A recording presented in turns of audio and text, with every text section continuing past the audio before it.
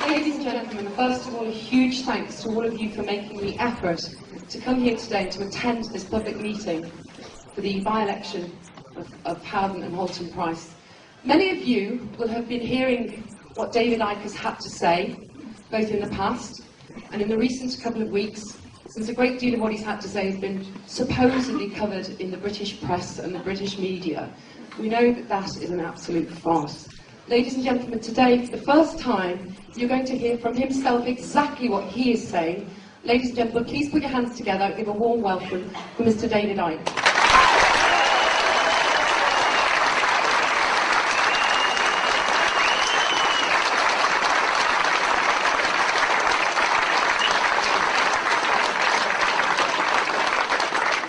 Thank you very much.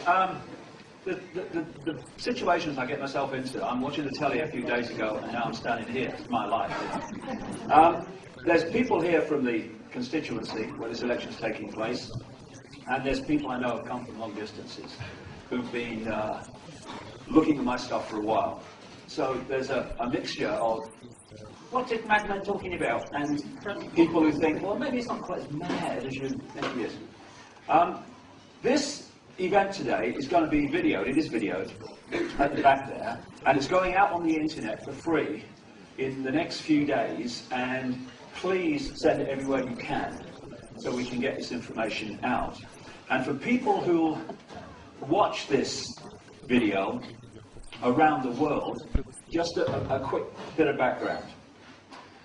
Short while ago, the Member of Parliament for this constituency, called David Davis, who was the Home Affairs spokesman for the opposition Conservative Party, resigned in protest at the Labour government bringing in the Big Brother state. And he's standing for re-election on the issue of Big Brother. That's where I came in. I was going to leave this election alone. I never stood for election before. I never stand for election again. Because it's on the Big Brother issue, I was interested.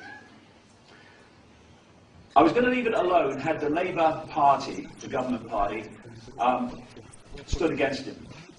But they chose not to. They said this election was a farce. Now, when you put that through the translation unit, it reads, we'll say it's a farce so we don't have to stand, because if we do stand, we'll get slaughtered because people are sick of this Big Brother state. The third party, the Liberal Democrats, chose not to stand because they said they supported the stand of David Davis. And David Davis was saying he wanted a debate on the gathering Big Brother state in Britain. So I'm sitting there watching the telly, not that much more than a week ago, and I thought, okay, I'll give him a debate, because no one else seemed to be going to do it. So I stood for this election, not wanting to win. Oh my God. The thought of being an MP, because I go all of a quiver, like, this whole kind of thing goes down my spine. Not least because I don't want to enter that den of iniquity and corruption and mendacity, but also because increasingly, and this is a big part of the Big Brother state, it's irrelevant. 75–80% of the laws now originate in this country from the European Union, and a massive chunk of the rest, they don't even get debated in Parliament. They go in through things called standing orders or devolved powers. They're just introduced. Where does one come from? Who decided it? Thousands of laws come in every year like that. No debate. Parliament's an irrelevance. Increasingly an irrelevance. But the reason I stood was because over the last nearly 20 years, I've been investigating full-time in now 45 countries an agenda to create, no, not a Big Brother state in Britain, a global Big Brother state in which Britain is part of it. And I wanted to widen the debate in this election from it's just the Labour government, authoritarian and arrogant, bringing in the Big Brother state. If only. I wanted to point out nearly 20 years of research in book after book after book after book of great detail, source detail, predicting, not because I'm a prophet and I'm sitting in a darkened room smoking some weed, bringing it out of the ether, from hard journalistic research, because that's what I used to be, a journalist that was edited. Now I'm a journalist that's not. There's a big difference. Pointing out what the agenda was and how they were going to manipulate, what techniques they were going to use to manipulate this agenda into place. The reason enormous numbers of people worldwide are now coming to my work suddenly over the last few years is very, very simple. What is in these books is now in our daily experience. And I wanted to bring this to this debate that David Davis said he wanted, so we could look at the bigger picture of Big Brother and not just the limited view where we are focusing on the oil rag and missing the engineer. We have not had that debate because he won't have it with me. I tried to go to his public meeting with Geldof, Bob Geldof, the other day. I was turned away at the door by this man. I had a ticket booked. It was all arranged. No problem. It's a public meeting. As long as you had a ticket, I had a ticket. And then this man who, kind of, this vision appeared out of the ether, reminding me immediately of a pound of lard with a shirt on, I remember, who was obviously been consuming large amounts of E-numbers, because this man was hyper, and told me suddenly, miraculously, abracadabra, it was now a private event. 30 seconds ago it was a public. What went on? What happened there? So I couldn't get in. So that is the background. And I came here, you see, just less than a week ago. I came up here to stay last Monday, not to challenge David Davis, but to share information with the people here and him of the bigger picture. I was not saying I'm here to challenge David. I was saying I just wanted some information. If I get 0 votes, I couldn't give a shite. It's of no interest to me who votes for me. It's of interest for me that people have access to information that they're not normally getting, and then they make of it what they will. Fair enough, I'm off. But at least they've heard it. And I was saying, you know, I commend him for standing and all the rest of it. You know, good of you. Anything gets Big Brother out there, I'm for. After a few days here, you know, in the midst of it, I'm starting to see a different picture. And I'll come to that as we go through. But before that, we've got to have some background information to put that into context. The thing is about this Big Brother state, you see, is that it's happening in country after country after country after country. I had a German film crew come see me a few days ago when I was at home. They were going on about the Big Brother state being introduced in Germany. It's happening on an outrageous scale in America, in Canada, in Australia, in Europe. Now, is Gordon Brown, the Labour Prime Minister, responsible for all that? No, of course not. So what and who is? Unless you are a coincidence theorist. I love them. They're sponsored by Naivety Anonymous, by the way. Who believe that this is all happening by accident. Good luck to them. Free country, we hope. Free world, we hope. You're right to your view. But don't tell me it's happening by accident and then tell me there is absolutely no credibility in anyone saying, actually, maybe it's not. Gandhi said, an error does not become truth by reason of multiplied propagation, nor does truth become error because no one will see it. What is, is. Whether you think it is or whether you think it's not, it still is. And we constantly confuse the limits of our own perception of what is possible with what is actually possible. And because we do that, we reject by reflex action things that are put forward not because they can't be supported, but because they're outside of our limit of sense of possibility. I did a news conference the other day. Some journalists came along, including a guy called Quentin Letts from the Daily Mail. Poor old Quentin. He thinks he's a journalist, bless him. And he heard a cut-down, but still substantial version of what I'm going to do today. And he then says in his newspaper, he does a real cut-down version of the cut-down version and basically, you know, said nothing. But then he said after it, all nonsense, of course. Now, Quentin, I'd like to be a journalist, but I'm stuck with what I am. Letts has no idea whatsoever if what I'm saying is true. Why? Because he's not done 30 seconds of research, like all these other journalists, into what I'm saying. But Quentin Letts, limits of possibility. Out here, anything out here, nonsense by reflex action, no research necessary. And this is how it works all the time. Gandhi again, even if you are in a minority of one, the truth is still the truth. And I am no longer in a minority of one. Nothing like it.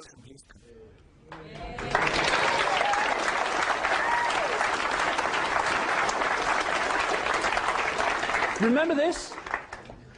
This is when, centuries ago, Quentin Letts and his ilk would have reported that anyone who said the earth was round was mad because it's nonsense, of course. Because, as everyone knows that if it was not possible to be round, people would fall off the bottom and all the rest of it that you got with the sphere earth is ridiculous. And we are now facing another version of the earth is not flat with what I'm talking about today. Mark Twain, in religion and politics, people's beliefs and convictions are in almost every case gotten at second hand, and without examination from authorities who have not themselves examined the questions at issue, but have taken them at second hand from other non-examiners whose opinions about them were not worth a brass farthing. That's where we get, everyone knows that, mate. That's where we get official history from. Summed up by Einstein. Condemnation without investigation is the height of ignorance. And on that,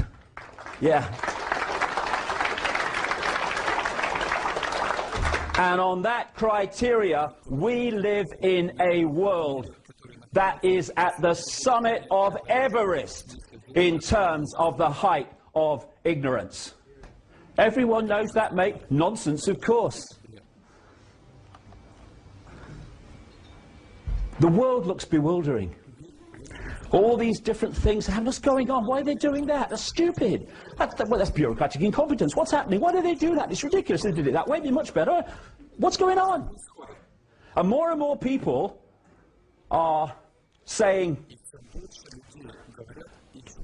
and feeling more and more ill at ease with the world as it's changing around them. When we've got to the point of people being fined by the authorities for putting a card in their own car saying it's for sale. And when they park it in the street, they're being fined for trading in the street. When people are being fined for putting out their wheelie bin on the wrong day, we're talking about the fine detail of our lives that this has got into now. The key thing to start to understand the world we're actually looking at, as opposed to the one we think we are, is to connect the dots.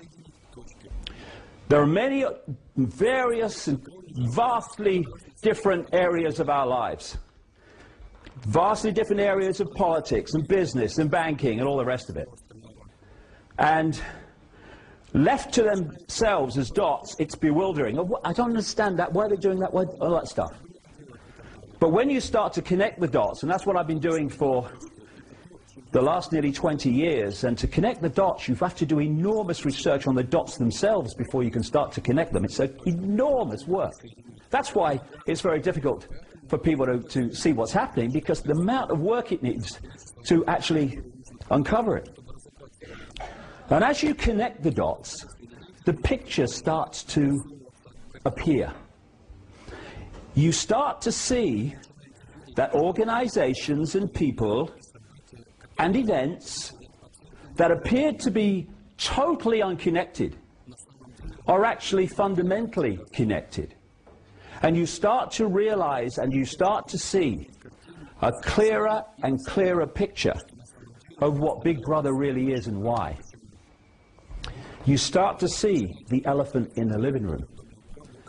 You see, the difference between those who've not looked at this stuff and those that have is the difference between seeing that's why they're doing this and people saying they're doing this, I think, because what they're telling us they're doing it for. Once you connect the dots, you start to see the white bits between the words where the real information is. And this elephant in the living room is that there is a secret agenda going on in the shadows behind the people that appear to be in power. And this agenda, as I've been exposing, like I say, for nearly 2 decades, before anyone was talking about this stuff, that secret agenda is to create a global, centralized, fascist dictatorship, where they want to take the European Union, and are doing it at a rate of knots at this time, take that structure globally, and that's what you have in terms of the structure they want. Now, to hide the agenda and to justify its introduction, we have the movie, as I call it. This is the version of events that we are given through the mainstream media and from politicians and stuff, most of whom, the vast majority of whom, haven't got a clue what they're actually reporting. They just read autocue or take a government statement and regurgitate it and call it news and journalism. And so, if you want to centralize power in Europe, because you want that to be another layer, and I'll come to that in a minute, of this global fascist dictatorship, then that's the secret agenda. Within the movie, you say, no, it's just a tidying up exercise to make Europe more efficient. No, it's not the Constitution, it's a treaty. Even though it's exactly the same virtually as the Constitution, it's a treaty, so we don't need a referendum on it, so that people can say no. This is how it works. Secret agenda, movie provides the excuse for the agenda. This is the uniform, it seems to be all over the world, the dark suit. The dark suit. And these people are promoted, prime ministers, presidents, as being the leaders of the world, the people who are making the decisions. If anyone thinks Bush has been running America, I've got some seafront property in Switzerland you might like to look at. I've got a picture.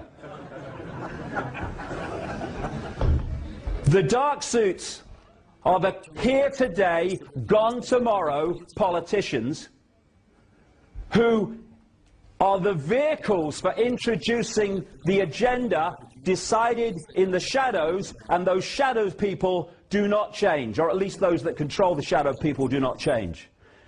As they say in America, those enormous numbers of people in America are now starting to understand this. They say, whoever you vote for, the government still gets in. And what they mean by that is those that control governments of any persuasion get in. In the shadows, this is where it's done. Look for the think tanks, which is a massive vehicle for this manipulation in the background. These people are cardboard cutouts. They do a job for a while. Some of them know they're doing a job in relation to the shadow people. Lots of them don't. They're just manipulated to bring in certain policies by the networks around them. I mean, have you met a lot of these people? You know, Not a lot of brain cell activity in some of these politicians, right?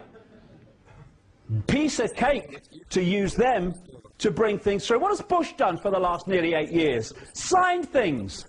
Hasn't decided what's being signed, he's just bloody signed it.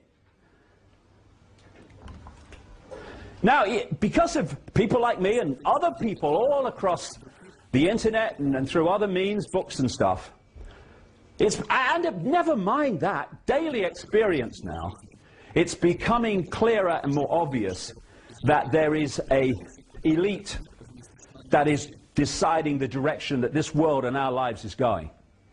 And one of those insiders on the peripheral of the inside, David Rothkopf, wrote this book recently. It's called Superclass. He is a scholar at the Carnegie Endowment for International Peace, a think tank in America that was exposed by a congressional investigation in the 50s by something called the Reese Committee. It was exposed, this international peace organization was exposed for manipulating war, particularly the First World War, and they got that from the minutes of the organization. He's also a former director of a notorious organization that's in my books right the way through, called Kissinger Associates, which was set up by Henry Kissinger along with a co-founder called Lord Carrington, you might have heard of, Foreign Secretary at the time of the Falklands War in this country, the Thatcher administration. But what he says, having, you know, fallback position, we can't keep denying it, fallback position, yes, an elite is deciding the direction of the world, but it's kind of a loose thing, and it's just kind of happening. Bullshit. It's coldly calculated if you go high enough, and I'll get into that. So, this is where the action is, behind the scenes. And it's a network of bloodlines. I can't go into this too much because of time. I want to focus on what this election's about, but just a little bit of background. There were bloodlines out of the ancient world. They were the royal bloodlines. They were considered special and all the rest of it, that came out of the ancient world, which are overwhelmingly pulling the strings within this elite. Some of the ancient advanced civilizations, but particularly one keeps coming to light, what we once called Sumer, which historians call the cradle of civilization. I would question that, but that's what they say. And later it was called Babylon. Now this land is of great historical significance to this network of interbreeding bloodlines, and it is called today Iraq. Yes, the Iraq thing was about oil, but not only. Yes, it was about many things, but not only. But it was also about the historical significance of this land known as Mesopotamia, the land between two rivers, in terms of the people who were orchestrating the invasion of Iraq. And these bloodlines moved out, became the force behind the Roman Empire, moved up into Northern Europe, became the aristocracy and royal bloodlines of Europe. And when people started then, the people in general, started resisting this over in-your-face royal dictatorship, where they could see where the control was, these bloodlines started moving. Still some stayed in the official royal state, but most of them moved out of that into what I call the dark suit professions. This is why when you look at the genealogy of American presidents since Washington, which has been done by people like the Boston Historical Genealogical Society and stuff, the number of presidents that lock in to the royal and aristocratic establishment of Europe is staggering. In the land where anyone could become president. What's that? More bullshit. Thank you very much. The real expansion of this network came with what we called colonial rule, where the British Empire, what did they say? They said the sun never set on the British Empire, so big was it. But not just the British Empire, that was the prime one, mind. Also the French and others. And these bloodlines were exported all over the world. as these European powers colonized the world. And then we had this sleight of hand called independence for these former colonies. Now, there's two basic types of dictatorship. There's a dictatorship you can see, touch and taste. Communism, fascism, apartheid. The people under those dictatorships know where they stand. They can see the controllers, they know they're controlled. That kind of control has a finite life because people can see what the situation is. It might take some time, but eventually the desire for freedom in the human heart will rebel against that. The greatest form of dictatorship is a dictatorship you can't see, touch and taste, that goes under cover stories like democracy and freedom. And people will sit in one of those dictatorships forever until someone or something points out what the game is. It's in simple terms, symbolic terms, not even symbolic, it's how it is. It's sitting in a prison when you can't see the bars, where you think that you're free because you can put a cross on an irrelevant piece of paper every 4 or 5 years to elect in different masks on the same face to continue the same agenda the last lot did. We're free, honey.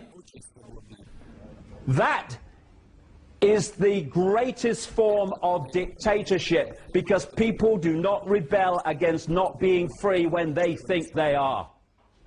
And what happened at what we call independence for the former colonies is they moved from a dictatorship that the colonies could see, rule from Britain or whatever, to a covert dictatorship. What they did, they left the bloodline out there and the secret society network that manipulates the bloodline into power and its agents and gophers into power. And they've gone on controlling those countries ever since, while the people in those countries think they're free and their own government is in control. So what we have is like a transnational corporation, and the center of it, at operational level anyway, is in Europe. So a transnational corporation has a headquarters, and then it has subsidiaries in all the different countries. The headquarters dictates the policy which the subsidiaries then have to introduce and carry out. That's how this works. And that's how they are able to introduce the same changes, the same Orwellian transformation in countries all over the world at the same time. Because these subsidiary networks of secret societies and semi-secret groups and other groups that interface between that and the public society, their role is to get control of their country's political system, economic system, media ownership system, and therefore move that country in line with the centrally dictated agenda. Now, this is what I wanted to talk about at this election. Not just, although it's important, DNA databases and surveillance cameras. That is one important, yes, but it's an expression of this agenda. It's not it. And if we get caught in that, then we're never going to stop the jackboots in dark suits from completing their agenda. And that's what it is, to enslave humanity globally in ways that I'll come to. So this network operates the secret agenda and then finds the excuses within the movie, our daily experience, to justify the agenda being introduced. And what they do, therefore, is manipulate both sides in the various situations they want to manipulate. Why? They want, symbolically, to know the outcome of the football match before the kickoff. They're not interested in states of flux and uncallable situations. They want to know what the score's going to be before the teams have left the dressing room. Now, if you control one side, you are going to influence the football match. You're not going to control the outcome. To control the outcome, you have to control both sides. And that's why, when you're investigating this, you don't just look at the fors or against something, which is in line with the agenda. You look at those who are on the other side of the debate, because they want to control the debate by controlling them. And by controlling the debate, they control the outcome. So, example. The Bush family and the Clinton family are supposed to be opposing each other politically, because one's a Democrat and one's a Republican. Why then, as I've exposed in my books, and people who knew them have exposed from their own experience, that these families are like that and go back a long, long time. During the Reagan-Father Bush administration, the Bush family and the Clinton family, Clinton was then governor of Arkansas, were running drugs, a massive operation, through somewhere called the Mena airstrip in Arkansas, which was part of the Iran-Contra thing. They go back a very long way. From 1980, when Reagan-Bush came in and Father Bush was the real president in terms of power, right through to now, in 2008, a Bush or a Clinton has been in the presidency. And they are two masks on the same face. The president is a puppet, controlled by the forces that put him there, that funded him there with the cuckoo amounts of money they give. Cheney's more powerful in the White House than boy George Bush. Why? Because Cheney's higher in the hidden hierarchy. And this is the point. The higher you are in the hidden hierarchy doesn't translate necessarily to the hierarchy we see in the public arena with presidents and vice presidents. But the power hierarchy in the public arena does mirror the power hierarchy in the hidden agenda. This man has been president. This man's been running America. Our enemies are innovative and resourceful, and so are we. They never stop thinking about new ways to harm our country and our people, and neither do we.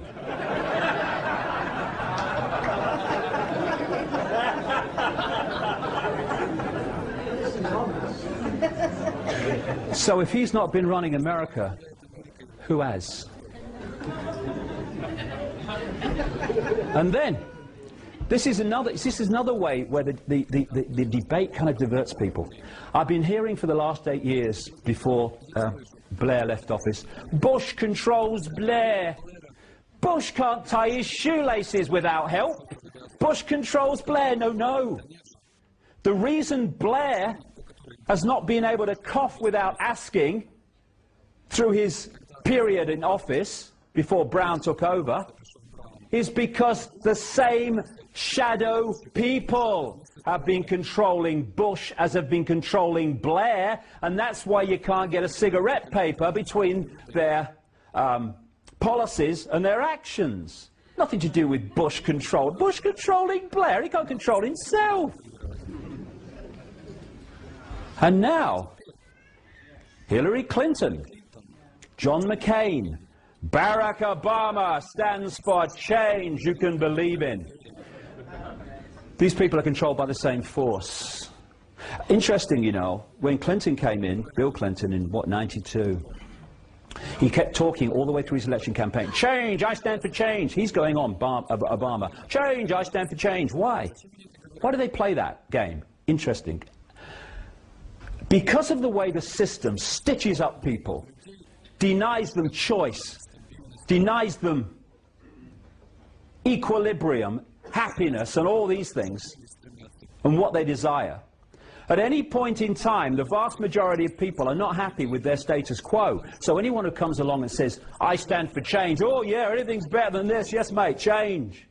Very powerful because of that situation. Now, Barack Obama, his main man, and it's not just in this election, it goes back a long time, is a guy called Zbigniew Brzezinski. Brzezinski was the national security advisor in the Carter administration, And he went public in the last year, 18 months or so, admitting that he, in that position, worked to manipulate the Soviet Union to invade Afghanistan because he wanted to weaken the superpower, and in his words to the effect of, I wanted to create for them their Vietnam. It didn't matter that he did that, except that that invasion cost 1 million Afghan lives. Matters nothing to these people. They don't have empathy with the consequences of their actions for others like we have empathy. Empathy is a fail-safe mechanism for human behavior. Take it away and there are no limits. And as a result of that invasion, he and those that followed him in the Reagan-Bush administration and British military organizations too, trained tens of thousands of people in Pakistan, where the intelligence agency, the ISI, is the CIA Pakistan branch, to fight the invasion and resist it, to cause the Russians as much problem as possible. They are the people. They're now saying we have to take our freedoms away to stop them harming us. The people they trained, not just in Pakistan, but also in America.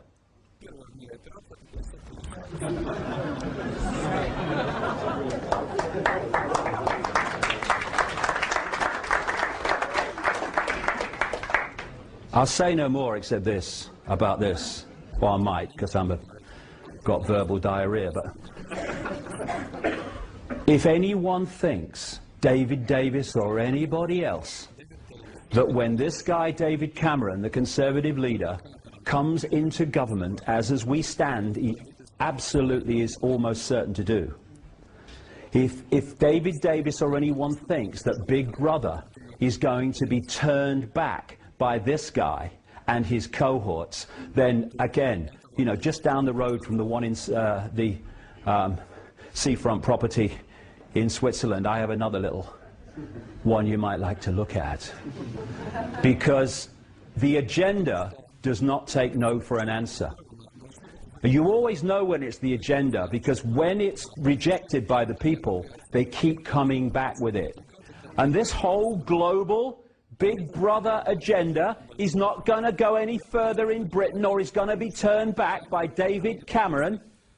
Crikey, you're having a laugh. Of course not. They'll find the excuses for it, and it'll be business as bloody usual. This is very true, I find. Politics may not be the oldest profession, but the results are the same.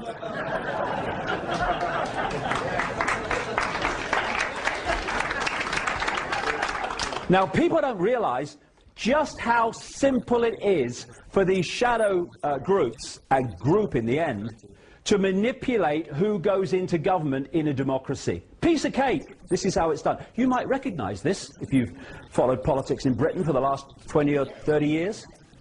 Most countries have one or two parties, sometimes one, South Africa, but mostly two parties that have any chance of forming a government.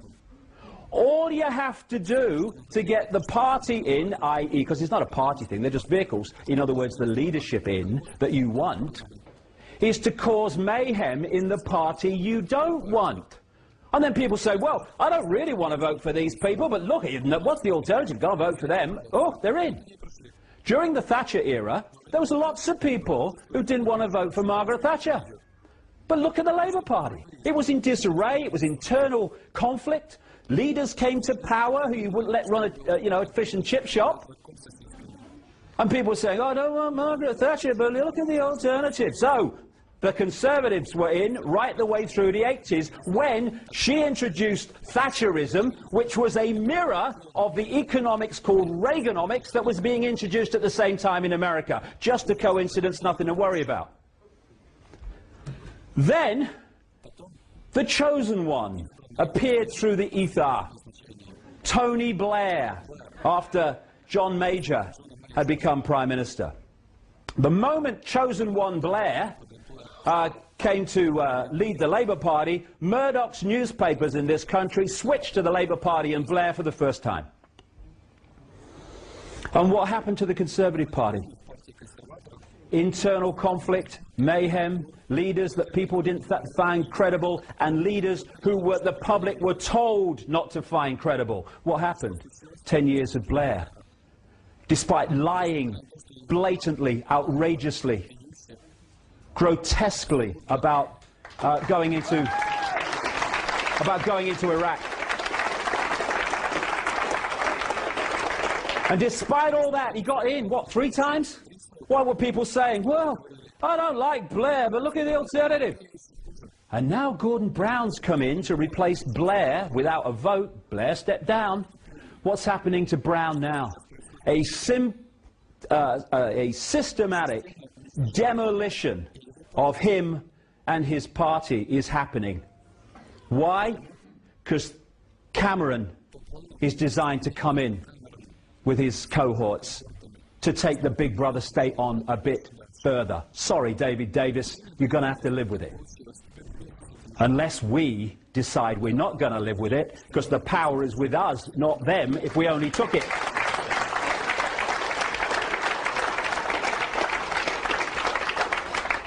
So the world seems very confusing. Let's see how they do it here. The world seems very confusing, a ball of confusion and what's going on.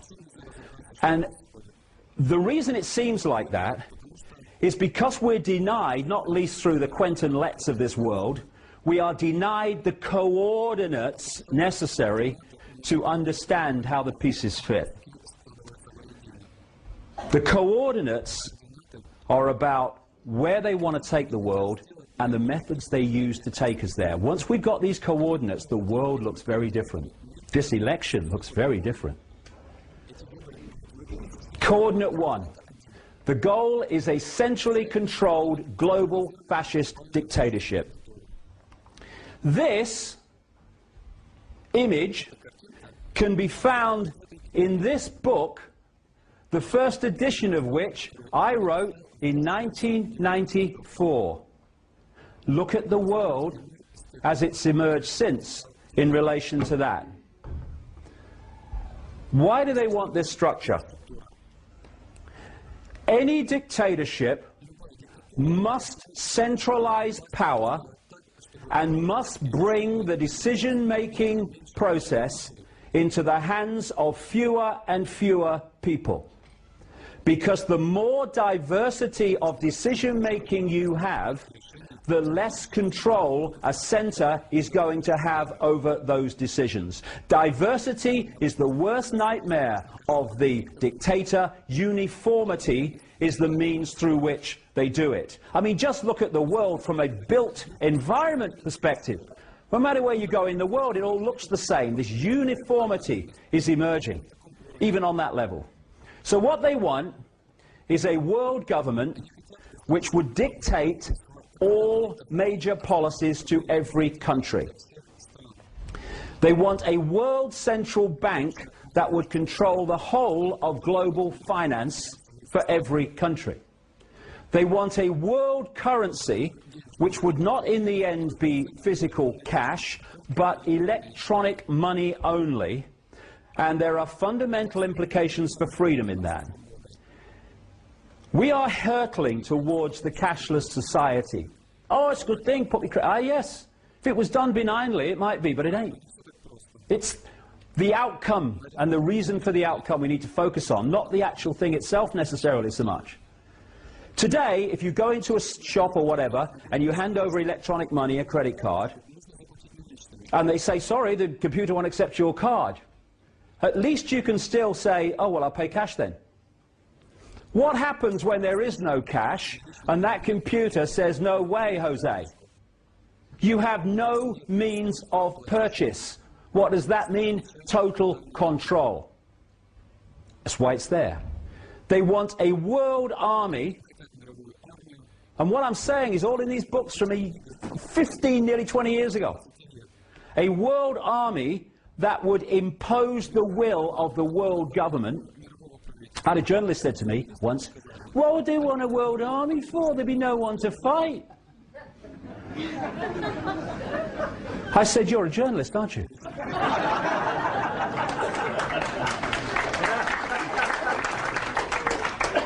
The people to fight would be any group, any nation that did not want to give over the total control of their lives to the decisions of the world government. And I say in these early books, watch for the development of a European army. This is what Sarkozy is suggesting now, the French leader. And watch for excuses being made for NATO troops to operate outside their official designated area of the North Atlantic. They're now in Afghanistan. And the idea is to fuse all that stuff with the UN peacekeeping force to create by stealth the world army. And they want a microchipped population connected to a global computer, and in the end, every child microchipped at birth as a matter of course. When I first said this 15, 20 years ago, people thought it was hilarious. Anyone who looks at what's happening in the world now has got the grin, as my mother used to say, on the other side of their face, because microchips are now being introduced and are being all the time encouraged for us to take them as a way of operating. They bring it in, first of all, through, microchip Fido, you'll never lose your dog again. And then microchip your child, you never lose your child again. Microchip yourself, you'll never lose yourself again. There you go. Under this, they want 4 superstates. The first one is the European Union, which is the most advanced, came out of the EEC, the Common Market, a free trade area, nothing to worry about. The American Union, which they are manipulating out of a free trade area called NAFTA, North America Free Trade Association. And the first step of that, and it's so close to becoming public, is something called the North American Union, Canada, Mexico, and the United States, and they even have a name for the currency to replace the dollar. It's called the Amero. They want a Asia-Pacific Union, which they're now talking about, being evolved out of another free trade area. If it works, why change it? Called APEC, Asia-Pacific Economic Cooperation. And we already now have an ever more active African Union, which came out of the Organization of African Unity. That's what they want. And where are we? Down here. Try getting power over your life sitting under that edifice of bureaucratic control. ID cards, stepping stone. This is what they want. Microchipped people. I was, by the way, I said on the internet I was going to talk for an hour and a half. I ain't. I hope that's all right with you.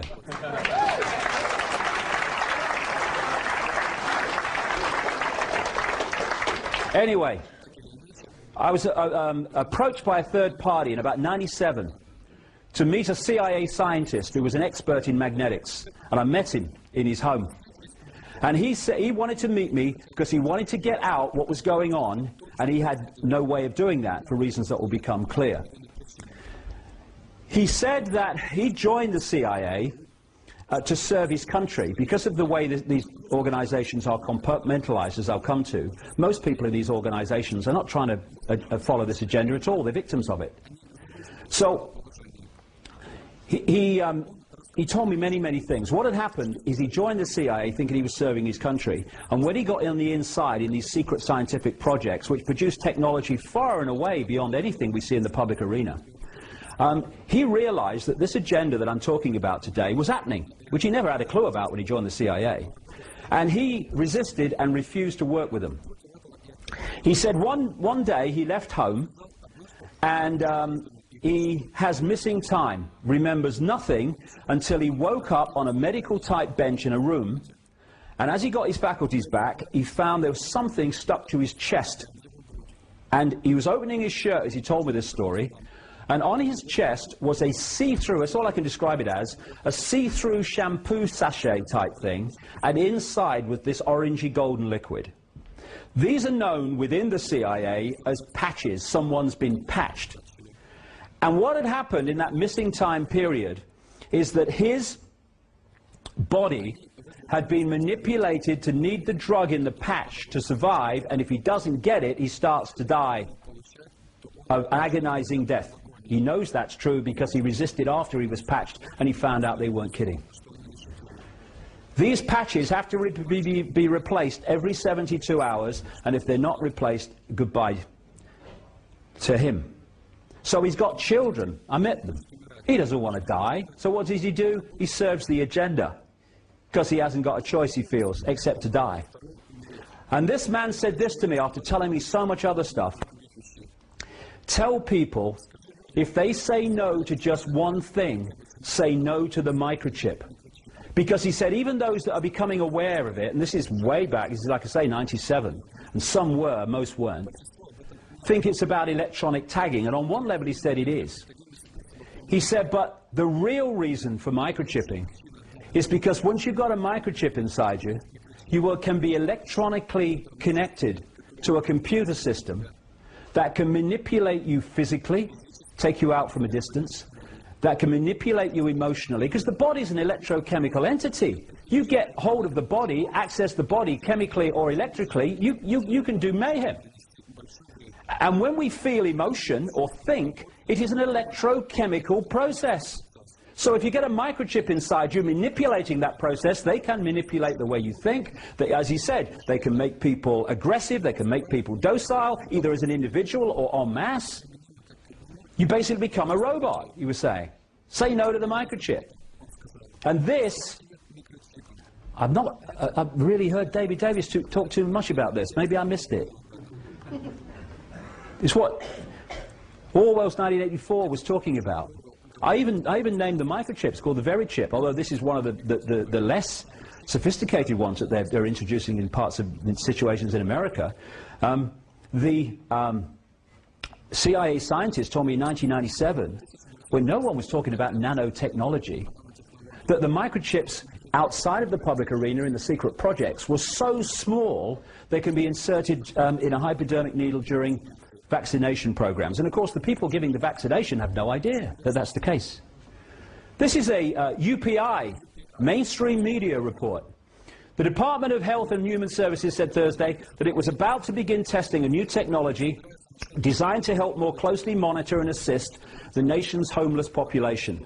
Under the pilot program, which grew out of a series of policy academies held in the last 2 years, homeless people in participating cities will be implanted with mandatory radio frequency identification tags that social workers and police can use to track their movements. This is now, not sometime over the rainbow. Data from these tracking stations mounted on telephone poles will be transmitted to police and social service workers who will use custom Windows NT software to track movements of the homeless in real time. In what has become a chronic social problem, people living in shelters and on the streets do not seek adequate medical care. And frequently frequently contribute to the rising crime in major cities. You're homeless, you're a criminal, says so here.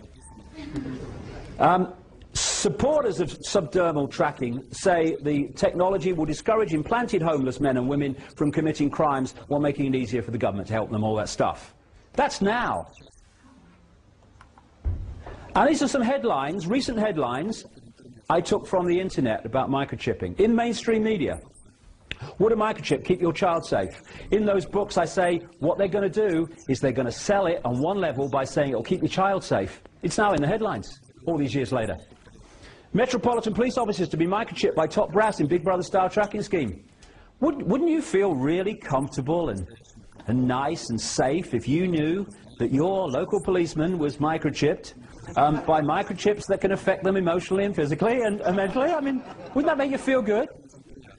Microchip tagging for convicts. Oh, well, we got so many problems with the prisons, they're all full. What can we do? Oh, I know, we can microchip them. Mexican officials and police microchips is one after the other now. And, you know, I found that on the internet. I think that sums it up, really. That's where we are.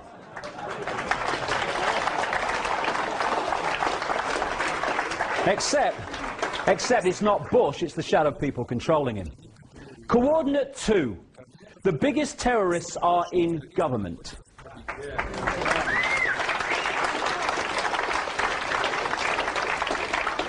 Of whatever persuasion, by the way, I ain't being party political here.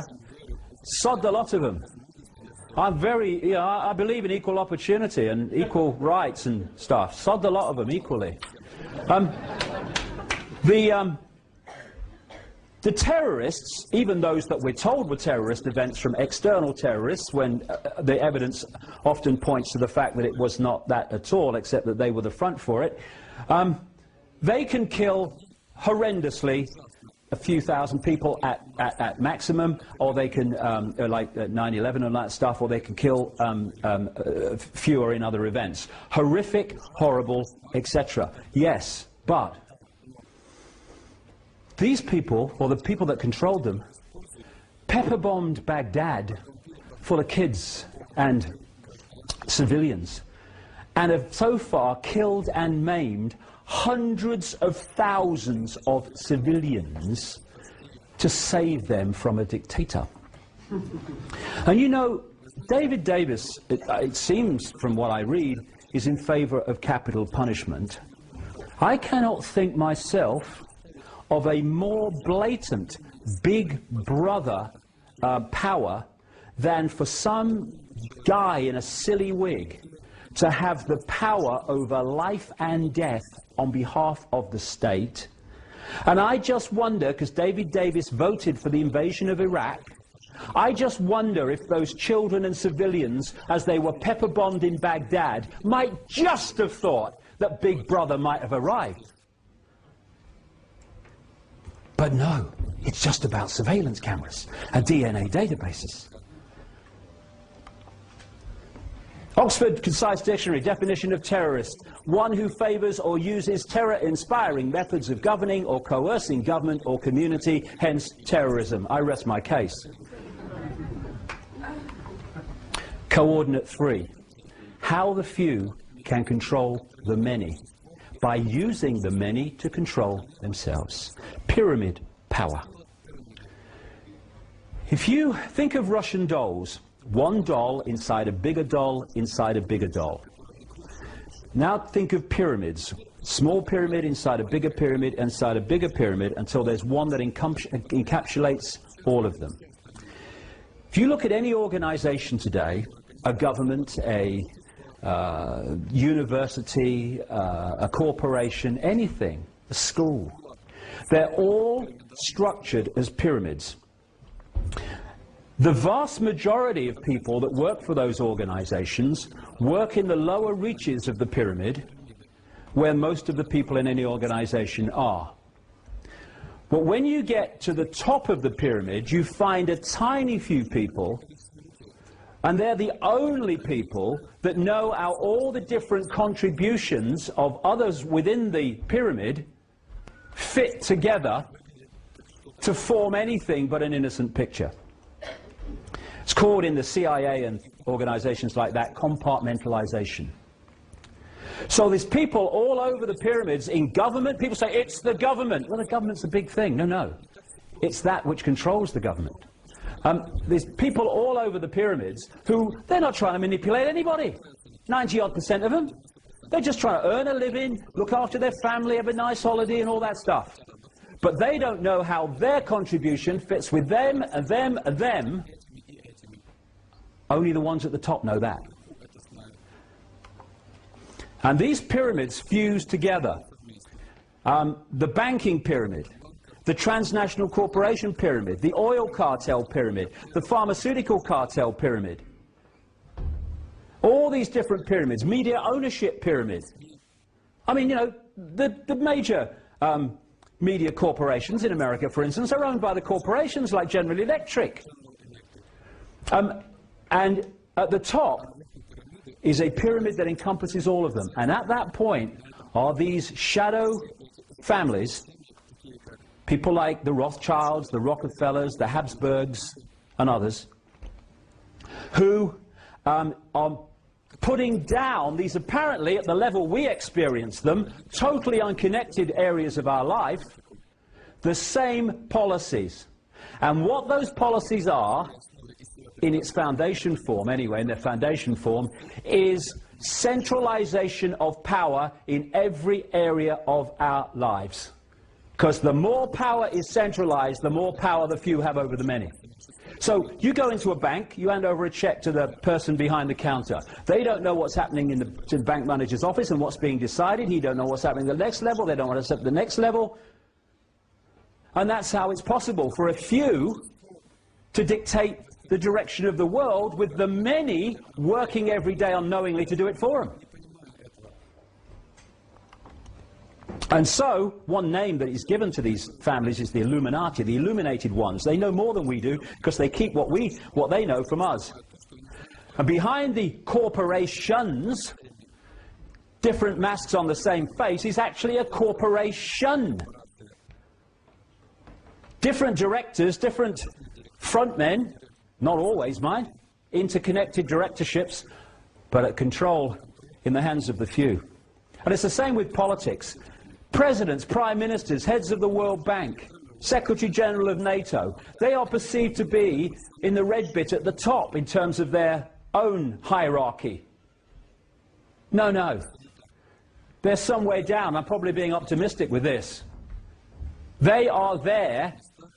That here today, come tomorrow people that I mentioned earlier are there simply to fill the public positions through which those that operate in the shadows above them in the pyramid dictate the policy. And that's why the policy never changes, no matter what government's in power, an incessant centralization. So when I hear people saying, it's Bush, Bush is behind it, stop Bush, please. He's not Big Brother. Bush's big brother. We got nothing to bloody worry about there then. He's a vehicle and there'll be another one along soon. Because this is how it works. Controlling the movie by controlling all sides in the movie through the compartmentalized pyramid system. The secret society system, I could talk about this for ages, but we talk about secret societies that we can access in terms of their existence. The Freemasons, the Knights of Malta, Opus Dei, the Knights Templar, and all these people. And they feed chosen people out of the top of their pyramids into the pyramid where the real action is. And often that pyramid they don't give it a name. I call it the Illuminati, and other people call it the Illuminati, but often they don't give it a name. Why? You try investigating an organization that doesn't have a name. Very difficult.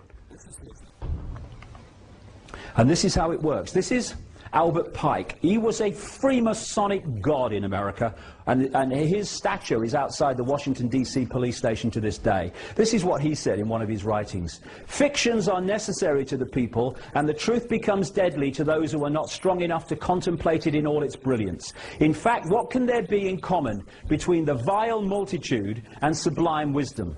The truth must be kept secret, and the masses need a teaching proportioned to their imperfect reason. That's how the network behind the people who appear to be in power see the cattle population, you and me. You can also symbolize this network as a spider's web. You've got the spider at the center, and that's where the agenda is being dictated from. These different strands can symbolize different organizations and secret organizations, secret societies, which answer to the spider. The closer to the spider the organization is, the more secret it is, the more exclusive it is, and in the end, not even in the public knowledge it is. As you come out from the spider, you eventually start to have organizations that directly interact with the public. Organizations that people who follow politics will recognize. And then there's a few just back from there, which are kind of secret, but thanks to researchers, they've been acknowledged to exist, like one called the Bilderberg Group, which I'll get to. Now, within the spider, and we're getting more and more relevant to this election now, this Big Brother by-election, The Round Table was a secret society that was started by a man called Cecil Rhodes, who died in 1902. And this secret society, which has been exposed massively in great detail by one of the people called Carroll Quigley, who was a professor at Georgetown University, actually taught Bill Clinton.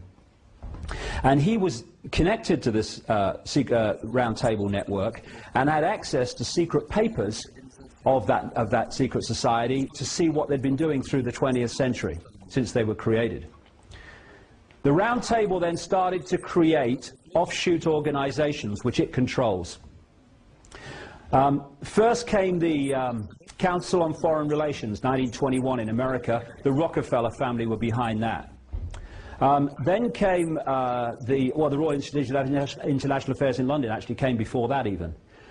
Then came the Bilderberg Group, 1954, and the United Nations, and the Club of Rome, 1968, and the Trilateral Commission in 1973. And the Trilateral Commission was created by the Rockefellers, David Rockefeller, and a man called Zbigniew Brzezinski, who is the man behind Barack Obama, who I mentioned earlier. The Bilderberg Group was officially met for the first time at the Bilderberg Hotel in Oosterbeek, Holland in 1954 in the May. And every year, although its steering committee meets very regularly, every year they have a meeting somewhere in the world of the high and mighty of global finance, business, politics, media ownership, intelligence agencies and the military, including the Secretary General of NATO. The only place that massive meeting of people in positions of power that dictate the direction of the world will be reported, not what went on there necessarily, just the fact that they're meeting, is on the internet, on sites like mine, Alex Jones, the Rense site and stuff like that, and others, because the mainstream media who attend it, some of their members, never report its existence. If any other organization was doing that with those people, it would be reported, not the Bilderberg Group.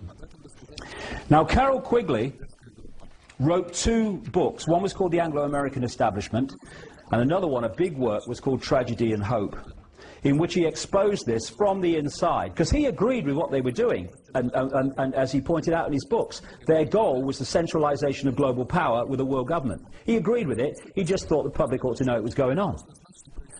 This is what he wrote in one of his books, The Anglo-American Establishment. The picture is terrifying because such power, whatever the goals at which it may be directed, is too much to be entrusted safely in any group. No country that values safety should allow what the Milner Group, this is Alfred Milner, Lord Milner, who took over from Rhodes as its head, and sometimes it's called the Milner Group.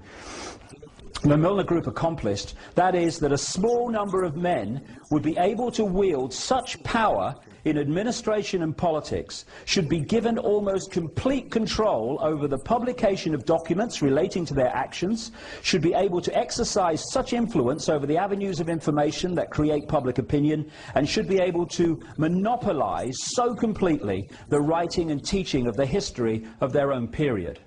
And he goes on to explain how they were behind the major events of the 20th century, including the two world wars.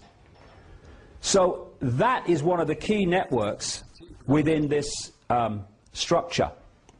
And there's the Trilateral Commission, the co-creator, now behind Barack Obama. All that stuff will become relevant to this election as we go along. Well, I think one of the, if I've made any contribution to this, then one of the things that I'm most proud of is to have come up with the phrase problem, reaction, solution to describe the most used and the most powerful method of mass, mind and emotional manipulation that has been used on us to advance this agenda. It used to be called the Hegelian dialectic. And I thought problem, reaction, solution would sum it up more succinctly.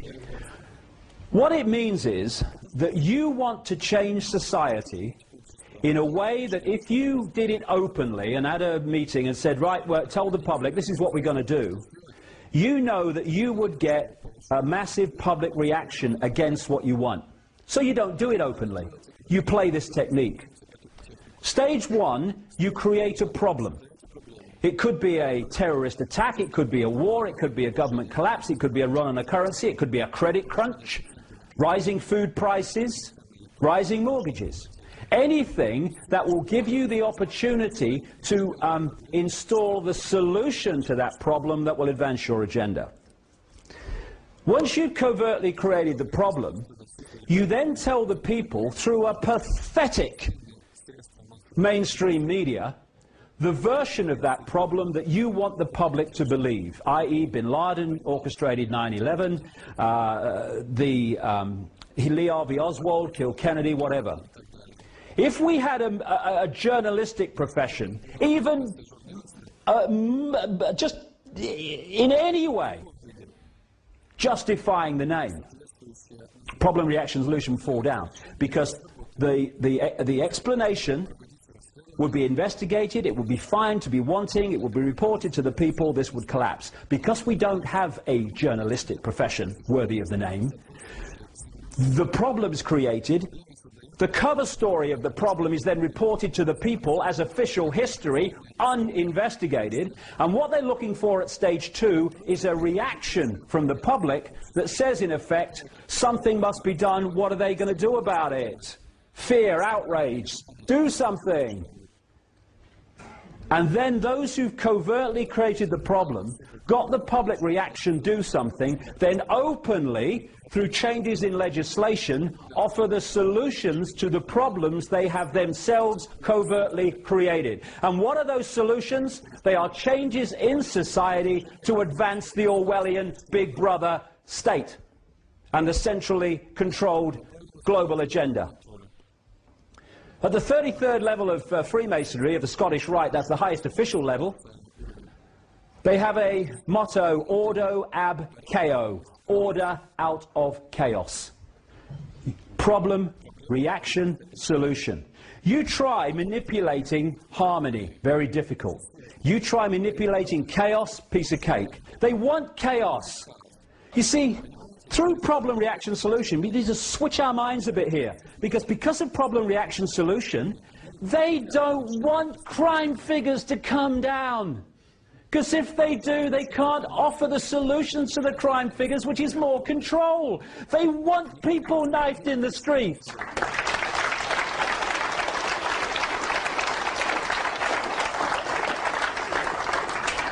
They want problems with food, because then they can offer the solution of genetically modified food, which they're doing, this government now, even though the people have rejected it overwhelmingly. They want the problems. They have to have them, or they can't offer the solutions. This is what Bush said after 9/11. You're free, and freedom is beautiful, and you know it'll take time to restore chaos and order out of chaos, but we will. Problem, reaction, solution. This is the Second World War. If you look at the First World War, after it was over, global power was in dramatically fewer hands than it was when that war started. Nothing changes a society globally or locally like a war.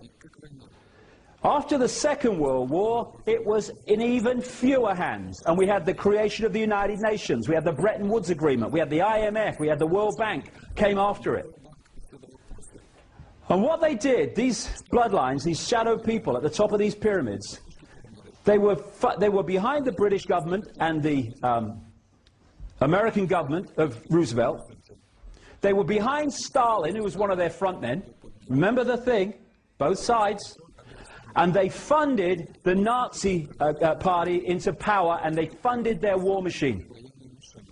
In this book, written, 15-odd years ago, I exposed President Bush's grandfather, Prescott Bush, as a funder of Hitler and the Rockefellers.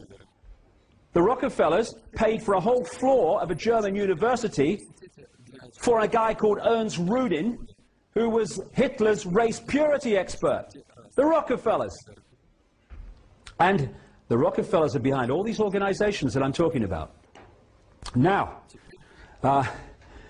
Prescott Bush was a leading figure in an organization called the Union Banking Corporation, which was one of the Harriman operations in America.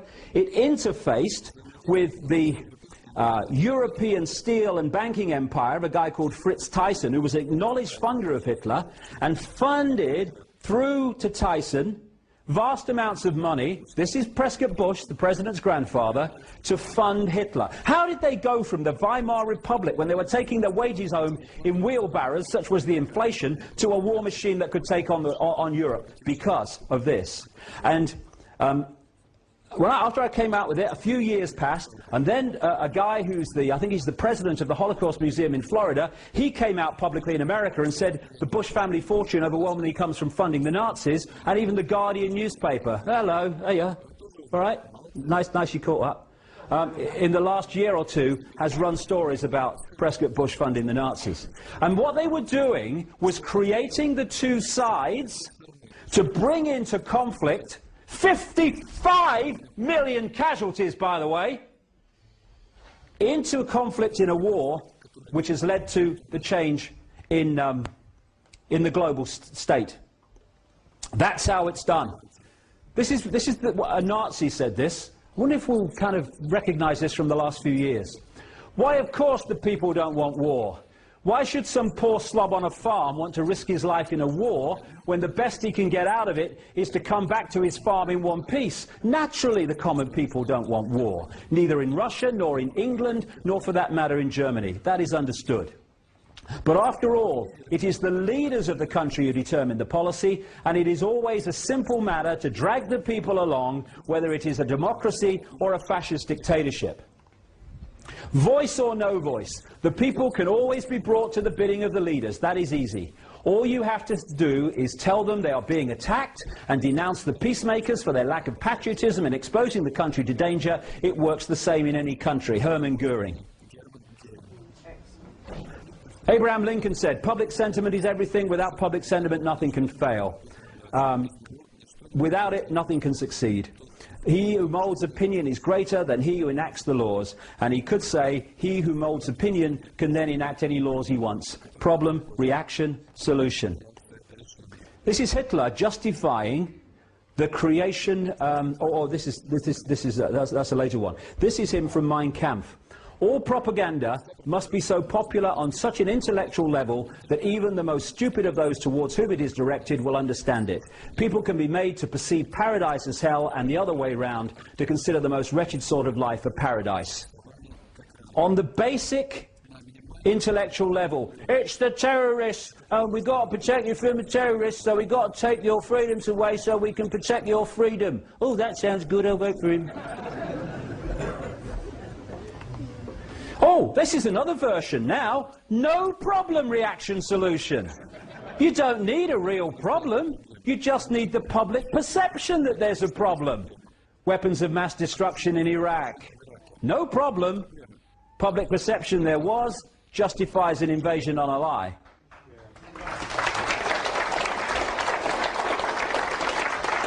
I love this one.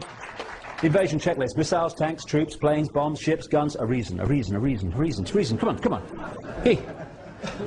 I'd say let's have a brainstorm, but apparently that's politically incorrect. You have to have a thought shower now. Let's have a thought shower. True. Bloody true.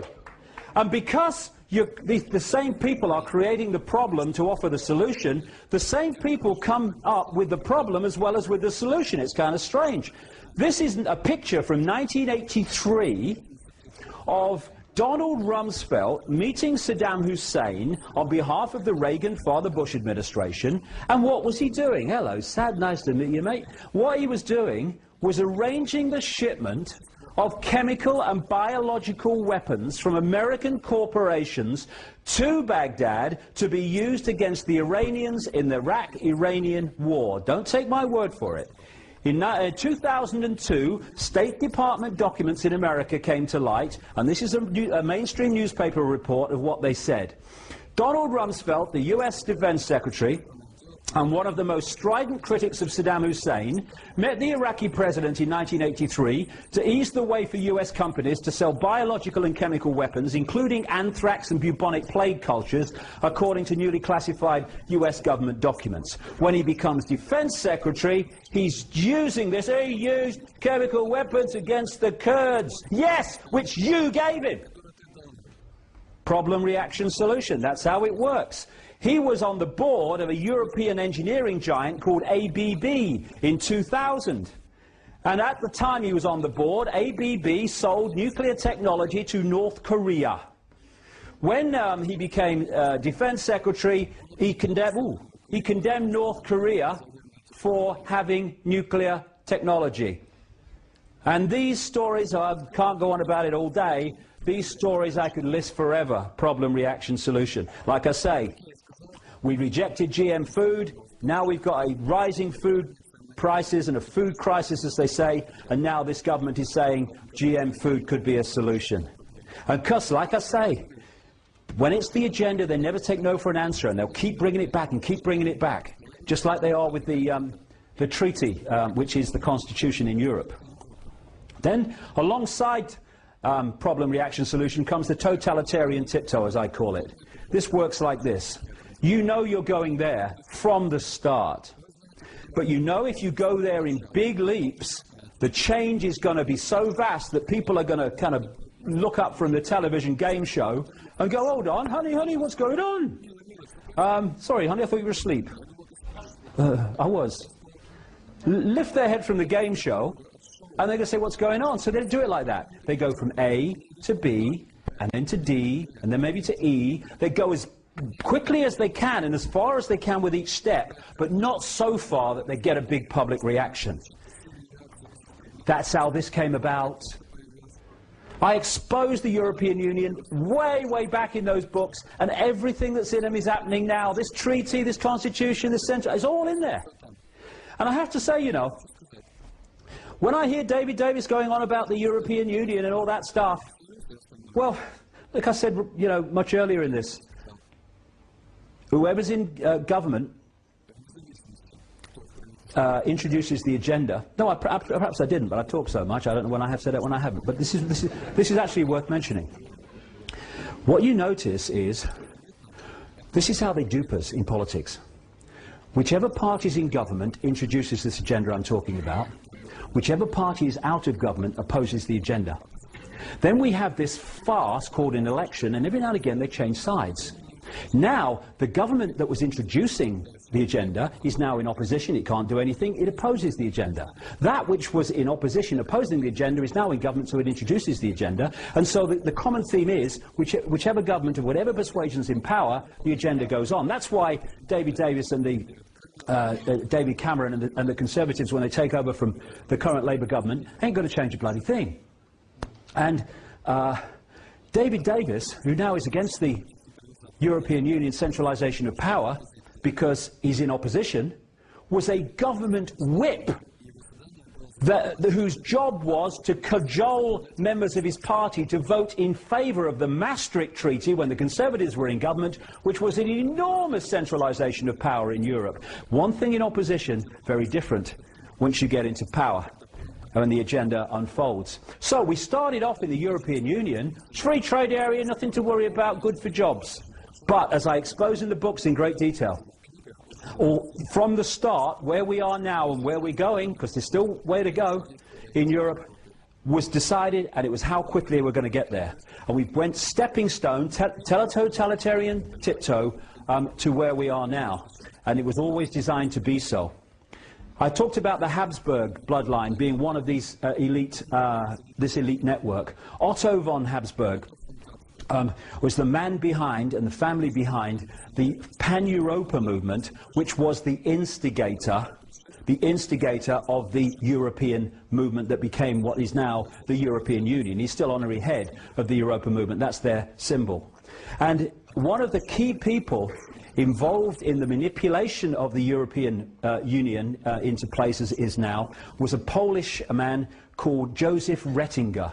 Joseph Rettinger was one of the major creators of the Bilderberg Group. All these things interact. The Bilderberg Group has been massively behind the centralization of power in Europe. Now, when you know the agenda, things that seem on the surface to be fine, okay, take on a different complexion. This is from a national newspaper. It's a map that came out of Europe, which is said to be the way they want to break Europe into regions, because they want the end of the nation state. Because they want to break up the unity of a nation state to in unity resist the power of the centre. They want to break them up. So when you hear, for instance, that they are, as they have devolved power to a Scottish Parliament and a Welsh Parliament, and if you remember, they tried to get English regions as well, but they couldn't quite get that through. That's the agenda. They'll come back to that, you watch. The reason is, on the face of it, in the movie, oh, it's to give power to the people. In the secret agenda, it's preparing the regionalisation of this country for this.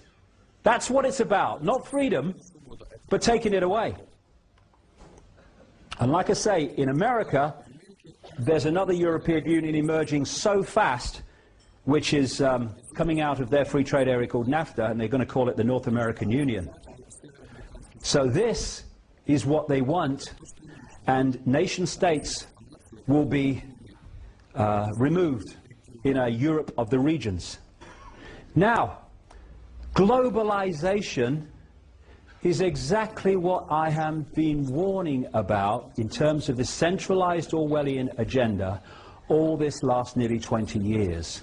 And I do cringe and shake my head when I see people, often of the left in politics, saying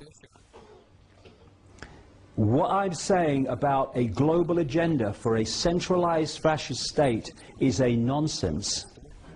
And then I see them pick up their banners and go, stop globalization, stop globalization. What do they think globalization is? It is the incessant centralization of power in every area of our lives. It's the agenda I've been warning about all this time, unfolding before us. And this is a massive part that I'm talking about here, in the last, like, 20 minutes, of Big Brother. It ain't just surveillance cameras and DNA databases. It's all of this combined. And the Labour government in Britain is orchestrating it all globally, please. And this is what I came here to stand in this election to have a platform to talk about. He doesn't want to talk about it, David Davis.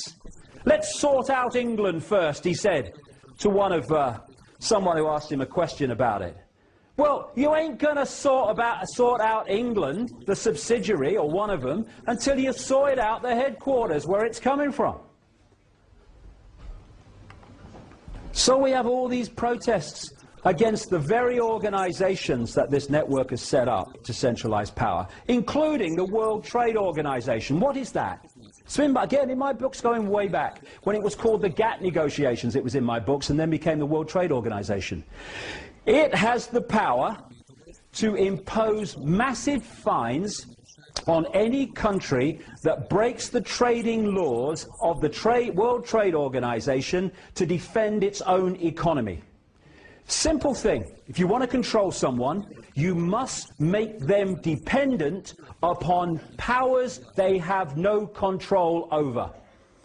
Once people have control over things that affect their lives, they are in control of their own lives. Once they are in the hands of forces they have no control over, they have lost control of their own lives. And that's why we're having the centralization of power, taking decision-making away from the sphere of influence of people affected by those decisions. The idea is to tie up every nation and every area of the world with codependency on some other part of the world, so that no part of the world has the independence to decide their own destiny.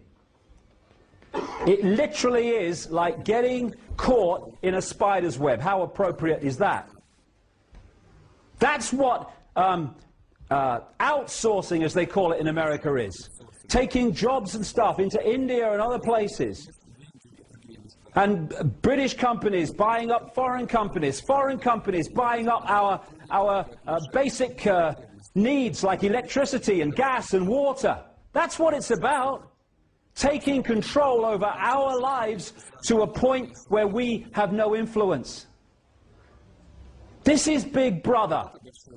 Not some guy sitting there watching a bloody camera screens. Just one level of it. This has been brought in. Microchipping, totalitarian tiptoe, a bit more. The ID cards are the stepping stone to that. And this, the taser. When this came out, the taser, 55,000 volts these unleashed from policemen on their targets. They said they're only going to be used, this is not long ago either, by the way, they're only going to be used by people trained in firearms. I said on my website, that day, these are going to be given to every police officer. They're now going to be given to every police officer. Why? Because I remember a headline from a guy who saw one of these working, a journalist, and the headline was, "Anything you say, officer, just don't use that thing on me." That's what they're about. You've got some brain donor in a uniform who hasn't got two brain cells to rub together. They're not all like that. There are many honourable exceptions, but some are. And you give them 55,000 volts they can legally unleash against you. Big Brother, bloody hell. I saw this. Fascism. You really think it's going to be this obvious? It's being brought in covertly, but it's reached the point where increasingly it is becoming that obvious. The secret agenda and the movie justifying the agenda is what this Big Brother debate in this by-election ought to be about, but it's not. Now, this may not seem, this next little section here, that it relates to this by-election, but it bloody well does. No need for prophecy. It's written down. In the year 2000, in America, an organization set up in the 90s by the people who controlled the Bush administration this last 8 years, was set up. It was called the Project for the New American Century. And it was created by people who have since become known as neocons or neoconservatives. September 2000 they published this, and it was called Rebuilding America's Defenses, Strategies, Forces and Resources for a New Century. This is what it said. I'll come to that. These are three main people who were in the creation of the Project for the New American Century. Dick Cheney, Vice President, more power than the President. Donald Rumsfeld, Defense Secretary at the time of 9/11 and the invasion of Iraq. Paul Wolfowitz, Defense Deputy Secretary at the same time. These are some of the other neocons. Michael Ledeen connects into the fascist network in Italy, an associate of a guy called Licio Gelli, who ran the P2 Freemasonry Lodge that was behind the Vatican Bank scandal that led to a guy called Roberto Calvi being hung under London Bridge over the Thames. Richard Pearl, one of the major architects acknowledged in the mainstream media of the invasion of Iraq and the war on terror. John Bolton, ditto. Douglas Feith, ditto. Jeb Bush, brother of the president. William Crystal, editor of the Murdoch Weekly Standard, a neocon paper in Washington, and one of the major advocates in the media of the invasion of Iraq and the war on terror. This is what it said, that document, September 2000. It called for American armed forces, it called American armed forces the cavalry on the new American frontier.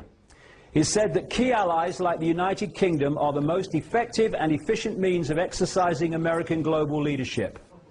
That's not happened, has it? The United States has for decades sought to play a more permanent role in Gulf regional security, brackets control. While the unresolved conflict with Iraq provides the immediate justification, the need for a substantial American force presence in the Gulf transcends the issue of the regime of Saddam Hussein. It was an excuse to get in there. They ain't coming out. No intention, as I said from the start. It called for a blueprint for maintaining global US preeminence, in other words, the shadow network's preeminence through America, and shaping the international security order in line with America's principles and interests. See before. This American grand strategy must be advanced as far into the future as possible, and the US must fight and decisively win multiple simultaneous major theater wars as a core mission. September 2000. Look what's happened since. It says that peacekeeping missions demand American political leadership rather than that of the United Nations. Happened. It highlights North Korea, Syria, Iran and Libya as dangerous regimes, target for takeover or control, and says their existence justifies the creation of a worldwide command and control system, World Army. This man, David Frum, who is a scholar of an organization called the American Enterprise Institute, which is a neocon operation that fits like that into the project for the new American century, was the man who wrote the famous State of the Union speech for Bush, I think it was in 2002, in which he said that there was an axis of evil that had to be targeted. What was that axis of evil? Iraq, Iran, North Korea, straight off the pages of the Project for the New American Century document. It spotlights China for regime change. This is where it's leading. They want a conflict with China for a massive global problem which will bring in the global solution, the world government and the world army, to stop it ever happening again, even though they created it in the first place. I've been talking about this now since the mid-1990s, the China thing, and in 2000 they come out and actually say it. It is time for the presence of American forces in Southeast Asia, it says. This could lead to American and allied power providing the spur to the process of democratization in China. These people are crazy, but not stupid. It called for the creation of US space forces to dominate space and total control of cyberspace to prevent their enemies using the internet, i.e. people like me and others who are exposing this. They're trying to more and more edit and censor the internet. Talks of developing biological, but these are the people we're talking about here, who are saving us from terrorists. Talks of developing biological weapons that can target specific genotypes. This may transform biological warfare from the realm of terror to a politically useful tool. And this is what it said in that document when it was saying that there was a problem with introducing this agenda because the people wouldn't have it. And this is what it said in terms of the timescale of this agenda. The process of transformation is likely to be a long one, absent some catastrophic and catalyzing event like a new Pearl Harbor. Let's have that again. This process of transformation is likely to be a long one, absent some catastrophic and catalyzing event like a new Pearl Harbor. 1 year after that document was published, 9 months after the people that wrote it came to power in the Bush administration, America had what Bush described at the time as our Pearl Harbor. And everything that has happened since 9/11, that has unfolded off the pages of that document quite demonstrably, has been justified by 9/11. Problem, reaction, solution. And no mainstream journalist has even thought of questioning the official version of 9/11. And we are being told by the left in politics, by often the Greens, though not all of them, I'm talking about the hierarchy, that Bush and Blair lied about everything. Beliar, you remember the posters?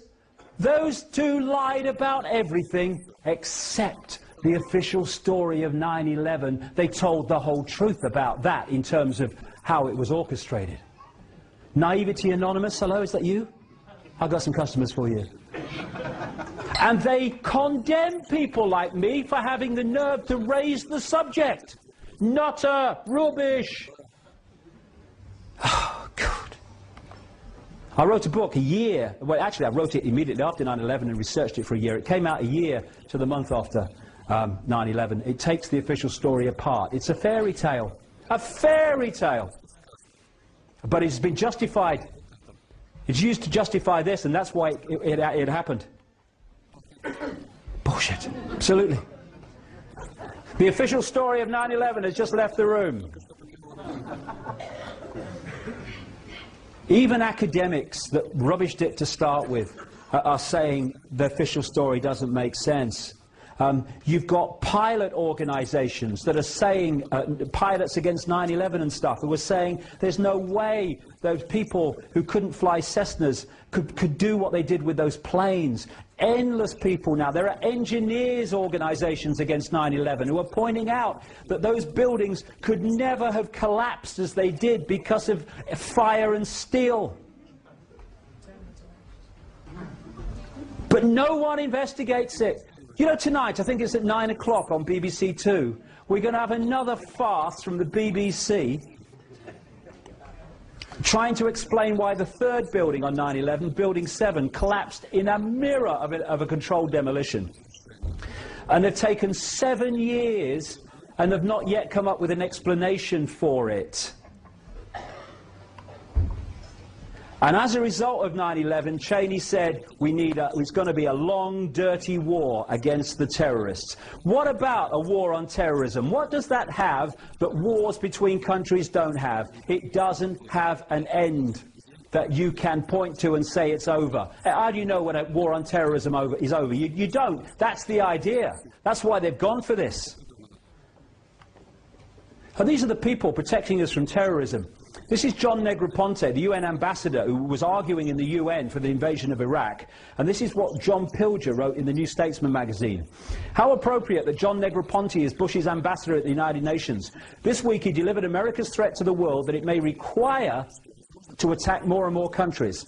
As US ambassador to Honduras in the early 1980s, Negroponte oversaw American funding of the regime's death squads, known as Battalion 316, that wiped out the democratic opposition while the CIA ran its Contra war of terror against the neighboring Nicaragua. Murdering teachers and slitting the throats of midwives were a speciality.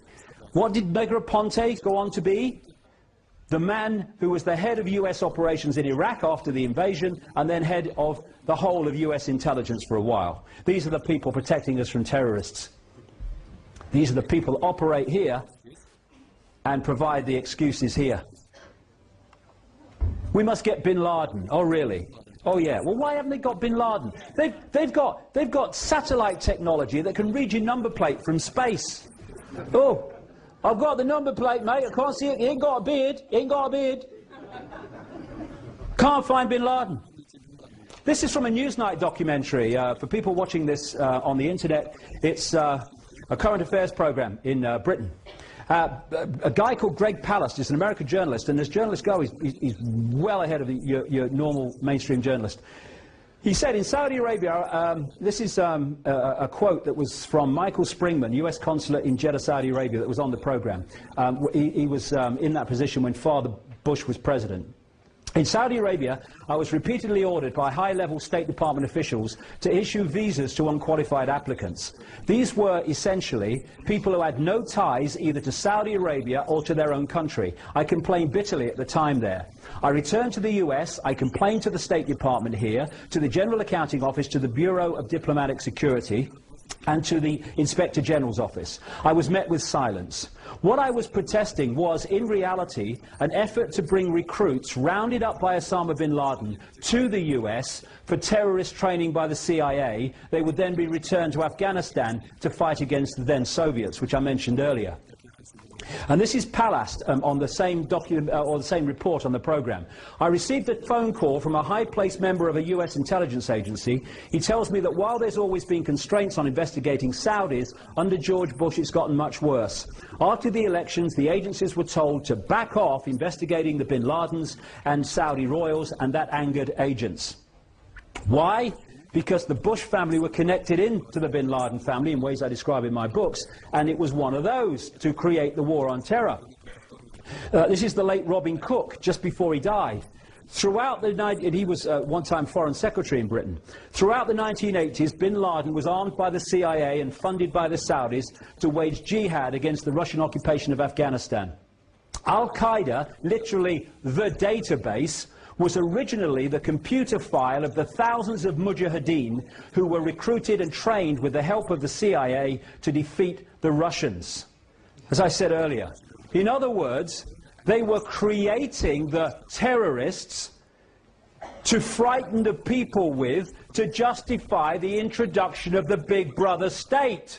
David Davis, Shami Chakrabarti of Liberty, wake the hell up, because they don't want to know about this.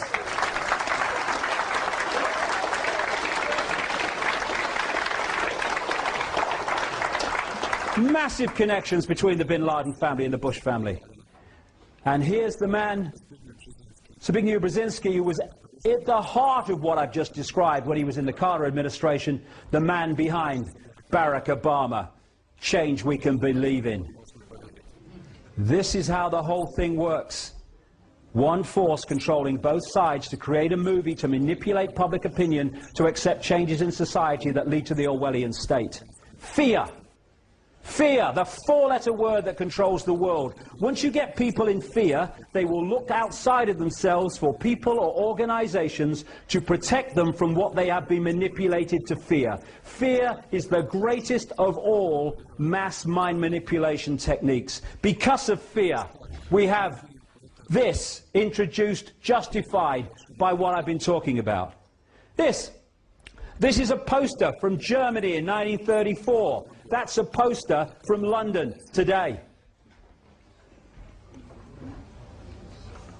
And this is from Sheffield. Someone in Sheffield sent me this. This is from Sheffield bus station. Every bus, tram, oh no, let's start from the top. Spit and run, you'll still get caught. DNA.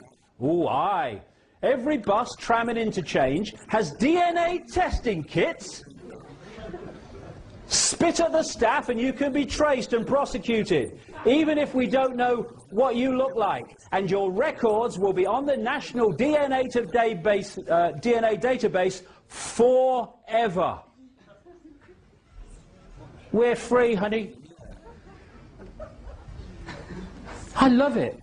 Did he spit? Get the DNA tested. What are you talking about?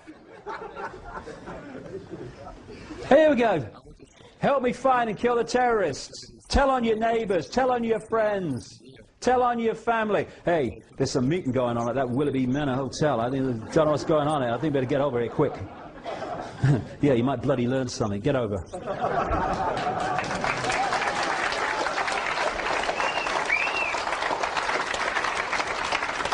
I promise never to question authority. I promise never to bring up my rights. Stop asking questions. They'll all want to do it. Quiet! Shut up! But you can have free speech. There you go. No problem. Free speech zones. What's that about? Free speech zones. You cannot say what you want here, but you can say it there. I've got a uniform on, so I've got a brain. The internet is fantastic for spreading information, but they're trying to edit that and censor that, as I say, because that's a bad side of the internet for them. But the internet's magnificent if you want to track people and track what they're doing and stuff. This is being justified in the same way. And this is Hitler. I was going to say this earlier, but it's come later. Adolf Hitler proposing the reasons the Gestapo had to be created. An evil exists that threatens every man and woman and child of this great nation. We must take steps to ensure our domestic security and protect our homeland. I think I've heard that somewhere before. Michael Chertoff, head of Homeland Security in America. And now we have a Homeland Security. Homeland Security has suddenly become a name of departments and shadow departments. It's Homeland Security. So like I say, that's what it is. Okay. The Big Brother by-election. I do go on, and I probably will a bit longer now, quite a bit longer yet, actually. There is. Now, you see, when you're going to control debate, and I want to say this, because, you know, I want to keep this within the bounds, not exaggerate and make bloody wild bloody claims that haven't been investigated. I'm not saying in this little bit that I'm going to talk about now with relation to this by-election that David Davis and Shami Chakrabarti, the head of Liberty, a bit like the Civil Liberties Union in America, I'm not saying they are in full awareness of what I'm going to talk about now. They might be. I have no evidence that they are. I've only been investigating this since I started to realize this election was not what it appeared to be. And I'm not saying that they know. But, you see, the thing is that there's different ways of putting people into places that suit you. If you've got someone of a certain mentality and you put them in a certain place, then you don't have to manipulate them, because that mentality is going to play that out the way you want it anyway. They haven't got a clue that actually they're being manipulated. But I don't know. It may be one way, it may be another. But what you get from these two, who have become the twin pillars of anti-Big Brother within the establishment, if you pick up any newspaper or turn on any television news bulletin now that involves a Big Brother type story, they will quote this lady, or because of this election, they will quote David Davis, who's now become the Mr. Anti-Big Brother.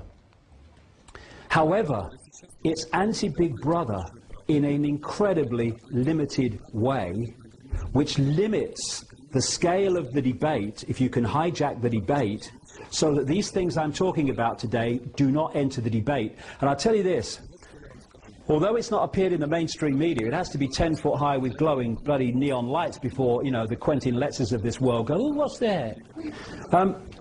But outside the public arena and getting very close to it, there is I really can't exaggerate this too much, a massive awakening going on all over the world of people among the general population who are starting to see this stuff and become aware of it.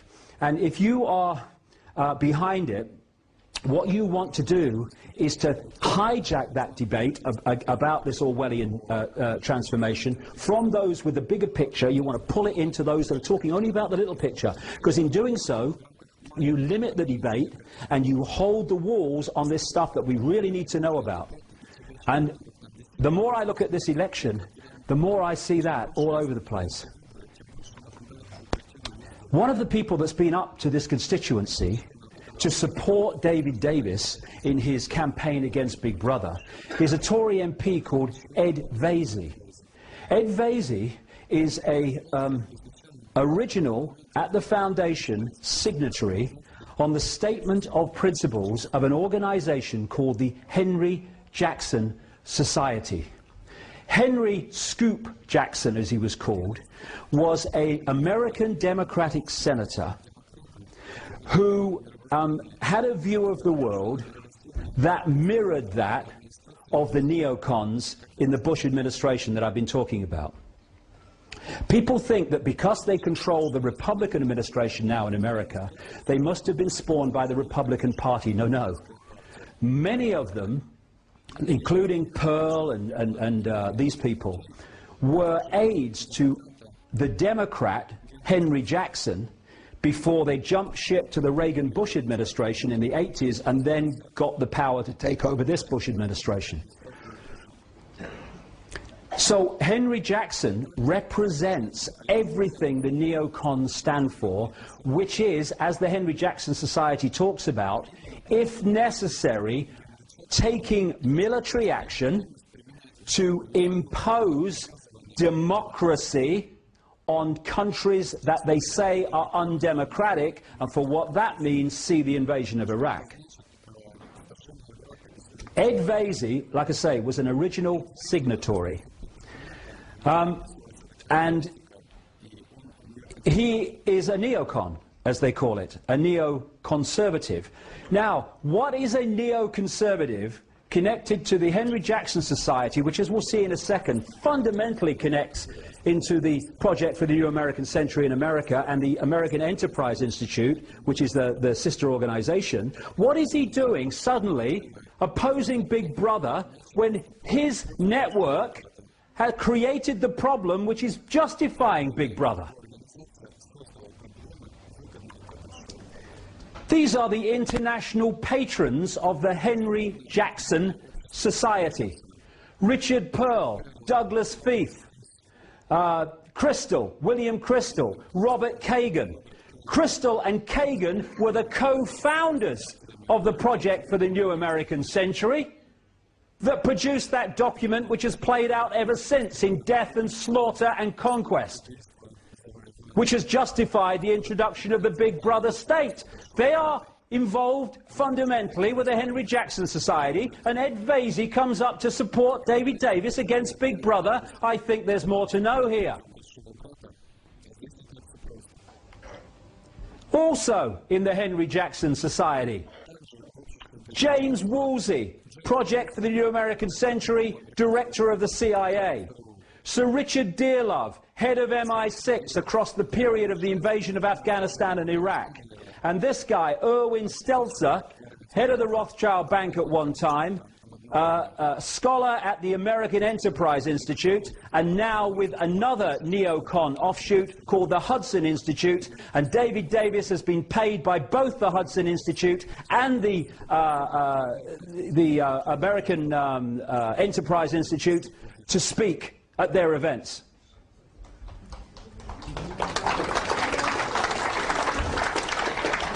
Coming up to this constituency before the polling on Thursday is this man, Michael, I am a neoconservative, from his own lips, Gove, another shadow minister in the Cameron administration, Conservative administration. He was also an original signatory to the statement of what the Henry Jackson Society stands for, Statement of Principles as they call it. And he's coming up, like Vasey, from the same organisation, to challenge Big Brother for David Davis. This man's talking on behalf of David Davis. Colonel Tim I Support Davis Collins, who became famous for his military operations in Iraq. Guess what Colonel Tim I Support David Davis Collins put his name to? He was an original signatory to the Statement of Principles of the Henry Jackson Society, which connects into the Project for the New American Century and the American Enterprise Institute in America that orchestrated the invasion of Iraq and the war on terror, which is being used to justify the Big Brother state. Patrick Mercer, Tory MP, been in this constituency supporting David Davis against Big Brother. He is a consultant for Blue Hackle, which is one of these private army security organisations which connects with others to create connections of private armies that are being paid by government to operate in places like Iraq. He's went on a fact-finding mission to Iraq, paid for by an organisation called HEART, that produces and uses the very Big Brother technology that David Davis is saying we've got to stop. He was paid, this is this guy, he was paid with his expenses and his flights and his hotels and everything to go on a fact-finding trip to Pakistan and Afghanistan by this security organisation called the Saladin Group. And this is from Saladin's website. This is what they do, just part of it. Saladin can provide surveillance services to organisations and individuals in order to gain evidence during an investigation. Saladin staff may have many years of experience in covertly following surveillance subjects to obtain information on their movements, activities and contacts. This includes both mobile surveillance in vehicles and static surveillance in a fixed position. Patrick Mercer, connected to these organisations, was in this constituency a few days ago to support a challenge to Big Brother. And the Freedom site set up by David Davis wasn't set up by David Davis at all. It was just his address suddenly appeared on it. It was originally set up by this organisation, Fleischmann Hillard, who are operating worldwide. And among their specialities, increasingly, is manipulating countries to accept identity cards. This guy from this organisation, Paul Borg, he was the man who actually set up the David Davis for Freedom website. And this is a little start of an article in The Independent on Sunday. A spin doctor, Kevin Bell, he's a major executive of this Fleischmann-Hillard, a spin doctor behind David Davis and his much-vaunted freedom campaign against the creeping state surveillance, is an influential figure in the worldwide promotion of identity cards, The Independent on Sunday can reveal. I tell you what, I'm bloody glad I decided to come here. I really am.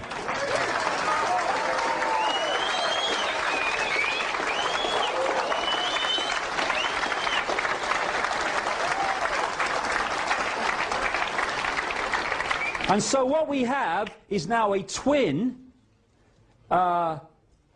point of everything to do with Big Brother in terms of opposition between David Davis and Shami Chakrabarti. Shami Chakrabarti was a Home Office barrister from 1996 until September the 10th, 2001, the day before 9/11, when she became head of Liberty. She's an alumna of the British America Project, described as a junior Bilderberg, which was created to promote British-American relations and is sponsored by Monsanto and a stream of American corporations. She is a governor of the Ditchley Foundation, which you'll find in this book from 15 years ago. And it is connected into the Bilderbergs and that network we saw earlier. And that was created to promote British-America relations. Now, I'm not saying she's knowingly manipulating. I don't know that. I'm not saying it's not true. I'm not saying it is true. I don't know that. But what we've got here is the manipulation of a situation in which establishment figures, because whatever she might say, she's an establishment figure, and so is David Davis. Establishment figures are hijacking, for whatever reason, the Big Brother opposition that is being introduced by other parts of the establishment. And as a result, narrowing the debate so people like me and the information that I'm talking about today don't get access to it. Let's just worry about England first. Then somebody who's here today, was canvassing a little bit yesterday for me, came across David Davis synchronistically, asked him about the Bilderberg group, and according to what she tells me, he said he didn't know anything about it. And could someone send information? Well, he obviously doesn't talk to George Osborne, the Shadow Chancellor, and as things stand at the moment, the next Chancellor of the Exchequer of this country in control of our finance, or much as we do control our finance now. He was at the Bilderberg group meeting a few weeks ago in Washington, and that's the third he's attended. And he was asked by someone who's been supporting me in this constituency, David Cameron, when he was here a few days ago, about the Bilderberg group, and he said, there's nothing to worry about, basically. And if it was important, I'd want to be there, he said. Well, stick around, mate. Your chance will come, don't you worry. So this Big Brother by-election is not what it seems. And when we're talking about limiting the debate, my goodness me, it's been limited in the time I've been here. They don't want to talk about any of this stuff. And when you talk to the media, of course, you're a nutter and you're all pushed aside. This is what it's about, controlling the debate. So what do you do then? You control the outcome. Yeah. I tried to get into a David Davis, Bob Geldof public presentation in the whole Guildhall the other day. I wasn't going to cause trouble. I went along. I'd got a ticket. A constituent in this constituency had got me a ticket. It was a public one, as long as you had a ticket. And I turn up. I just wanted to listen to what they had to say. I'm a researcher. I want to know. If I got a chance to ask a question, great. If I didn't, well, equally great. At least I'd see what they got to say. And then suddenly, you know, the pound of lard with a shirt on came over, hyperactive, boom. Suddenly, a miracle happened and it became a private event. It's kind of funny because this is the guy who stopped me. His name's Andrew Percy. He's a prospective candidate for Goole, I think, that constituency. And this is what he said after the Geldof meeting, in which he'd stopped me attending. Sir Bob came to speak at a gathering from across Yorkshire about the people across Yorkshire about the erosion of liberty and freedom in the UK in recent years. His speech was brilliant, and I particularly like the extract below, which talks about the loss of our freedoms and privacy in recent years. Compartmentalization of the mind. And while this is going on, and this level of the, quote, debate is going on, global Big Brother is expanding its power by the hour now, as control goes further and further away. And it's going into the fine detail of our lives. We're now having people looking through rubbish to see if there's any evidence of activity, of terrorist activity. You can't even relax when you're putting your rubbish out in the bin. And then there's this thing. Traffic wardens. This is an interesting one. A few weeks ago, well, a few months ago now, I had a letter from a traffic warden somewhere in Britain. He's still a traffic warden, so I won't say who it was. And he told me a strange story and said I might find it of interest. He said he was called, he'd been a traffic warden for a long time, nice chap. And he said he was called in by the boss, who gave him, out of nowhere, 3 cards. One was a card that gave him authority to be a traffic warden, fair enough. But the second card was what they call a pace card. And on it are the words that you have to say, that a policeman says, to arrest somebody. You do not have to say anything, but anything you do not say. That one. It's called a pace card. And the third card, was his authority to enter private property. Of course he's going, hold on a second, what's going on? I'm a traffic warden, I give tickets for parking, I don't want these. And the boss said, go away and put him away until further notice. A few days later, he's with a group of traffic wardens near the police station, and an old friend of his, he hadn't seen him for a while, he was a policeman, walks out of the police station with a briefcase, walks over and makes conversation with the traffic wardens, there, and then towards the end, he said to this guy, who's their old friends, he called him over. And he said, I want to tell you something. About 4 or 5 times in this conversation, the policeman said, don't tell anybody else, and don't repeat this, whatever you do. This policeman said that he had been designated to do a job in that county, and there was someone like him in every other county. He said his job, and his fellow officers around the country, was to prepare for a coming war. That this war was expected to trigger enormous civil unrest in Britain, and that the military and the mainstream police force would be overwhelmingly focused on dealing with the civil unrest. Therefore, people like traffic wardens, private security firms, and CCTV operators, etc., were going to be brought forward to do the jobs that the mainstream police force were currently doing, but would be tied up with over this civil unrest. He said, that's why you have been given these cards. A few days after this letter arrived, and I talked to him, and he sent me the cards, and I saw them and sent them back so he wouldn't get found out, I picked up the newspaper to see that traffic wardens were being redesignated civil enforcement officers and being given greater powers. This is the world we're looking at, and these things that come out of nowhere, oh, where did that come from, are manipulated and manipulated behind the scenes until they come to the surface in apparently out of nowhere, not out of nowhere at all. So,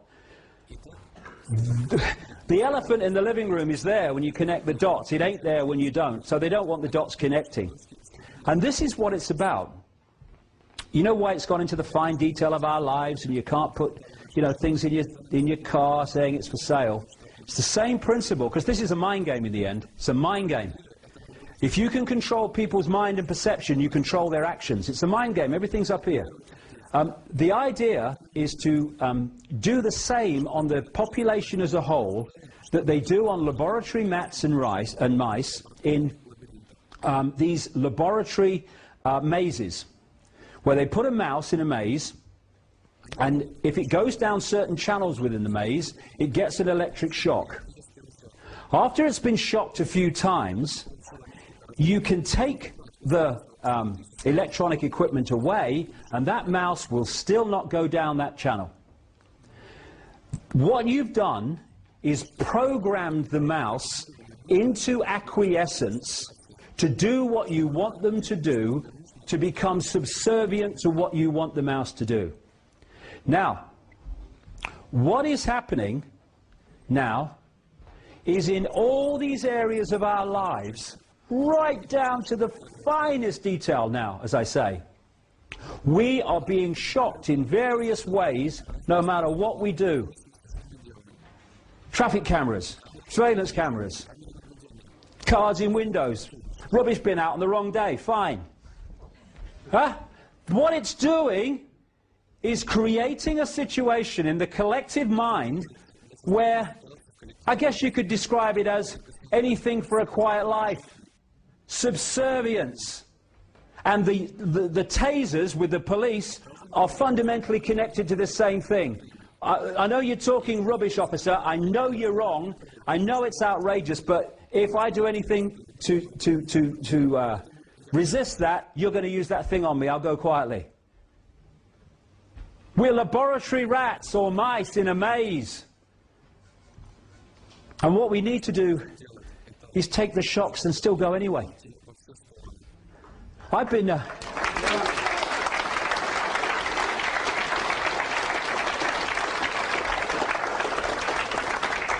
I've spent 20 years being ridiculed, being abused, being misrepresented, being made fun of, being laughed at in the street, having my kids laughed at school. I'm still fricking here.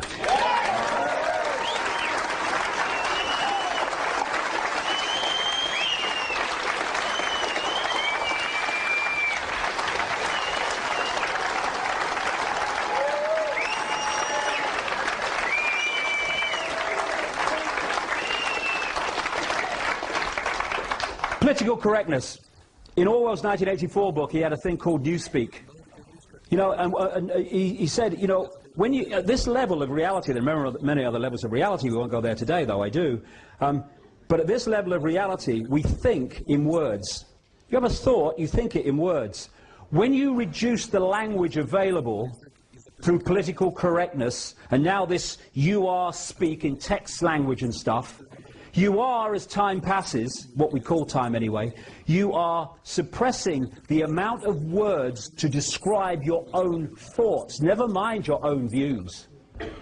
This is what political correctness is about, and also playing minorities off against each other. And the left in politics has been played like a violin.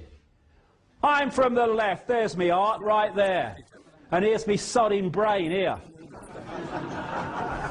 There are a lot of genuine people on the left, what they call on the left. It's all a load of crap anyway, right, left, it's all part of the same scam. Doesn't matter.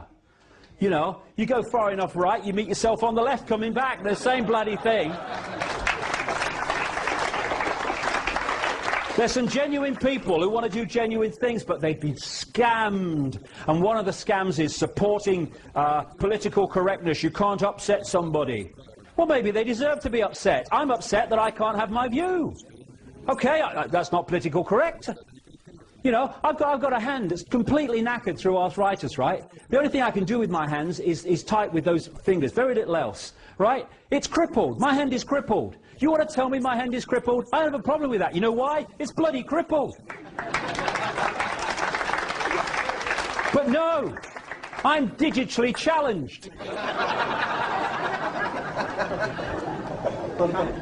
You know what I said earlier? Some people would have got it, maybe some people didn't. When I talked earlier about you can't say brainstorm, you have to say thought shower, that is actually being introduced by some companies. I'm not kidding, it's not a joke, it's happening. And what it's doing is playing minority off against minority. So, for instance, and basically, you remember that image where all the countries were tied up in that web of stuff? They want to do that with minorities. So everyone polices everyone else. This is the idea. The few can't police the many. They have to get the many to police each other. That's what they do. For instance, if you're a gay person, good luck to you. I mean, I have a simple philosophy on life. Do what you like so long as you don't impose it on anyone else. That's it. That's my philosophy. Anyway.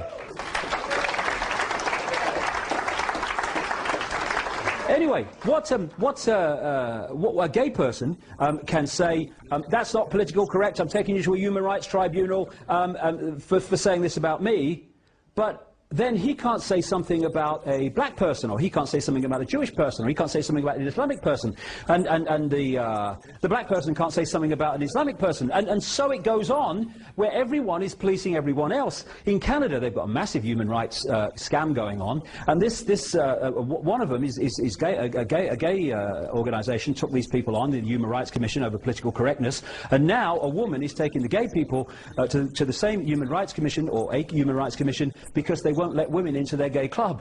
You know, I mean, this is how it works, right? This is what I'm talking about. It's nothing to do with freedom, it's to do with control. And by the way, you know that guy, Sir Trevor Phillips, is it? No, not Sir Trevor Phillips. It's Trevor Phillips, CBE or MBE or something, right? He's head of the Human Rights and Racial Discrimination organisation that the government runs, right? Well, I wrote to him because I came across this thing, and it said, if you have any evidence of racial discrimination, right, write to the Racial Equality Commission. It's called something else now. Bigger chair, more money, same thing. And if you want to report evidence or cases of racial discrimination, and we'll investigate, right? So I write to him, and I say two things. First of all, I'm reporting the British royal family as the most racist institution on the planet, because not only do you have to be white, in effect, you have to come from one bloodline, and you have to follow, at least officially, one religion. I want this investigated. And I said to Trevor Phillips, oh, by the way, why are you, as head of Against Racial Equality, why did you accept an honour from the Queen, it was an MBE or CBE or something, from the most racist institution in the world? And I got this bullshit letter back from a lawyer, completely avoiding the whole question, because, of course, they had nowhere to go. And the bottom line was, we don't choose to investigate this. Thank you very much. I love this one. That's a politically correct sign. It's perfect. There you go. And at the bottom, if you can't read it at the back, at the bottom in small letters it says, also, the bridge is out ahead. That's where we're going. Now, I've got to get this one. Now, you know, the theme of money. What's that got to do with Big Brother? What's that got to do with Big Brother? It's nothing to do with Big Brother. You know, there's no surveillance cameras on the pound. What's going on? David Davison talked about it. This is one of the greatest aspects of Big Brother. Let's just analyse what is Big Brother. It's control by the very few of the rest. Now, what's the greatest form of control on this planet? Money. And you ask the question. People don't ask these questions. I've asked economists this question. They can't answer me. What is money and who creates it? No. First of all, there is no money in anything physical worth anything. Money only what we are programmed to believe it's worth. Money is figures on a screen, that's it.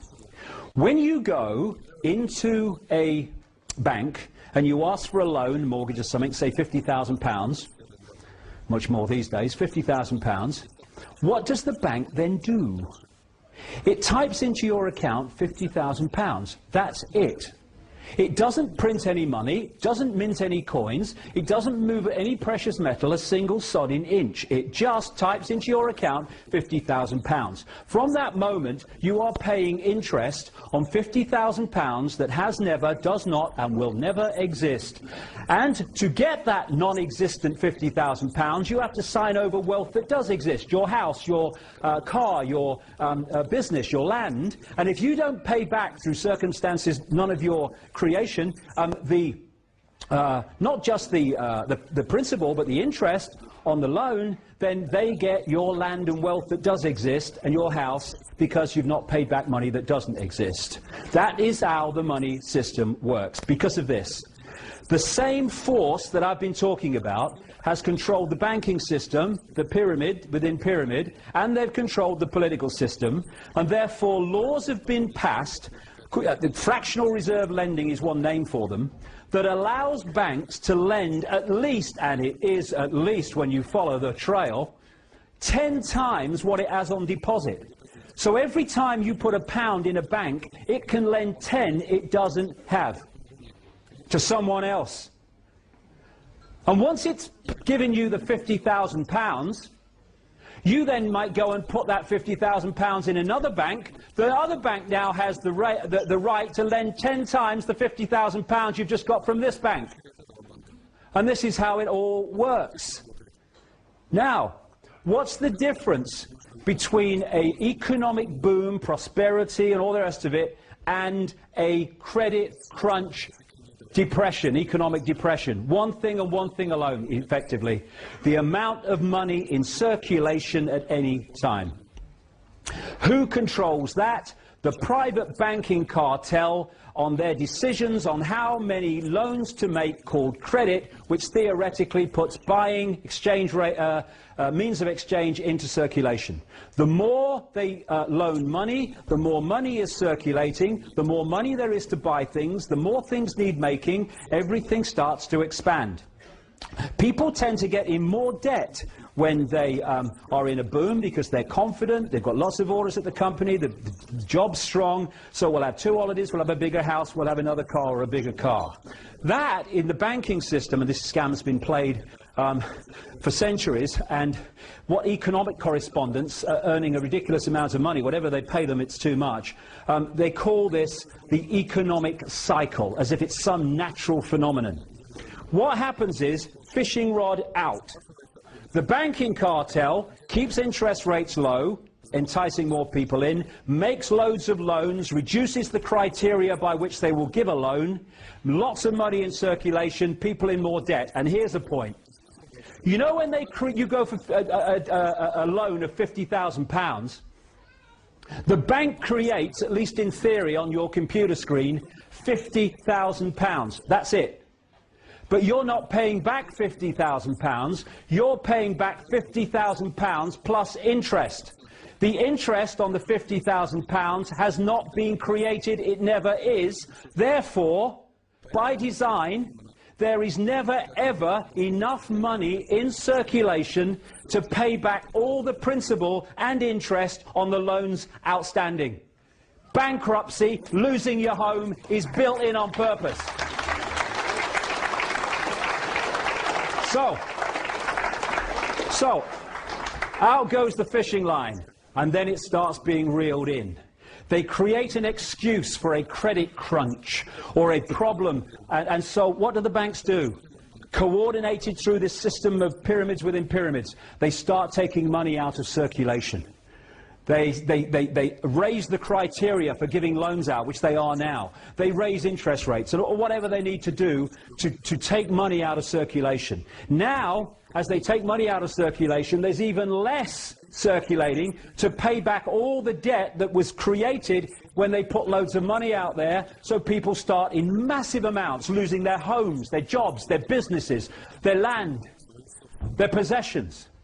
And so we move over to the depression, the downturn, the recession, and they then start trawling from the people the wealth that does exist, because there's not enough money in circulation, nothing to do with them, they can't pay the non-existent money back. And this economic cycle has been played for centuries, and it has sucked out of the people the real wealth into the hands of the few. And that is such a fundamental part of Big Brother, because it's a fundamental part of human control. Are you listening, David Bloody Davis?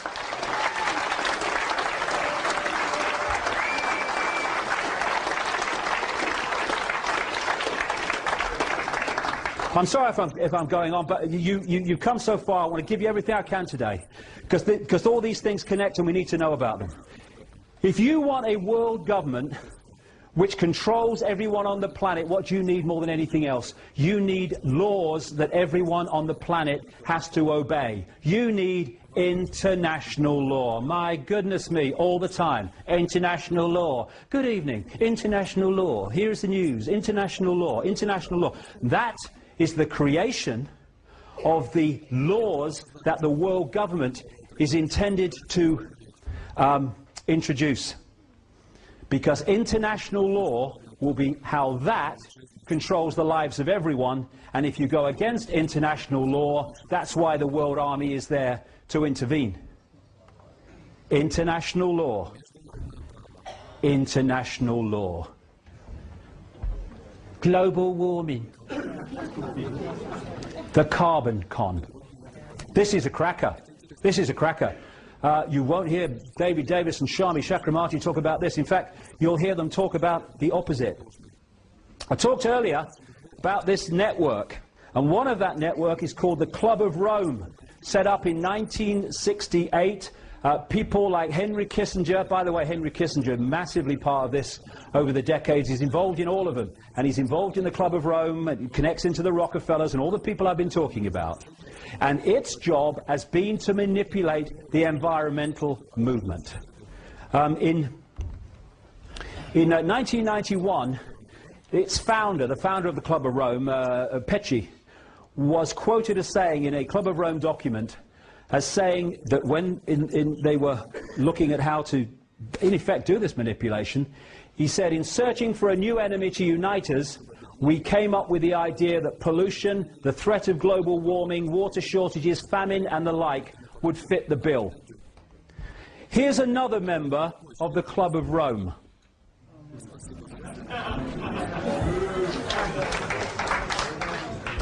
And that's why the official story of the reason for climate change, carbon emissions caused by humans, is as much a nonsense as the official story of 9/11. It is a problem, and the solution is international law, more and more taxation to save the planet, more and more imposition of the Big Brother state to save the planet. Now, I'm not saying that pollution's a good thing. Not saying that. But if we're going to get streetwise, we need to understand that it's not causing climate change. Well, I mean, you know, having researched this for nearly 20 years, there's a little thing you start to learn about this guy, Al Gore. If he's involved, it's a scam. End of story, by the way. End of story, by the way. It's a scam.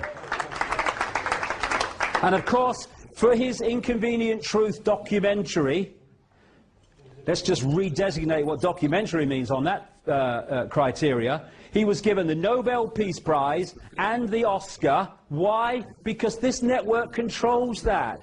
They don't control every Oscar and all the rest of it, but if they need someone to get one, they can make sure they get one. Same with the Nobel Peace Prize. Kissinger won the Nobel Peace Prize. Bloody war criminal. They're giving it to Blair next. Yeah, Blair. So, what we've got as a result of all this manipulation, Al Gore, is, you know if it's a scam as well, because Madonna's on the stage singing about it, right? This is the Global Warming Survival Handbook, going with the Live Earth concerts, orchestrated by Al Gore. David de Rothschild wrote that. Very good. I'm sure they care about the planet, as they're lending us money that doesn't exist and trawling the wealth as a result of us not paying it. Now, there's a thing they say about computers. Crap in, crap out, right? If you put garbage into a computer, you get garbage out. That's how the computer models came up with global warming. International law is where it's leading, and this is the cause of global warming. Stands back in amazement.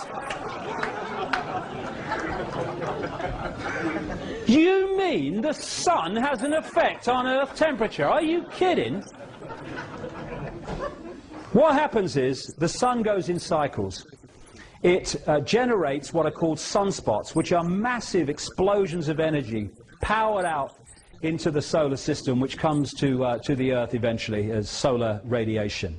Some of these explosions, called sunspots, are as big as the Earth and even as big as Jupiter. When it is exploding energy, the temperature goes up. This is what these sunspots are. You can see them here. I think they might have a bearing on temperature. I think so.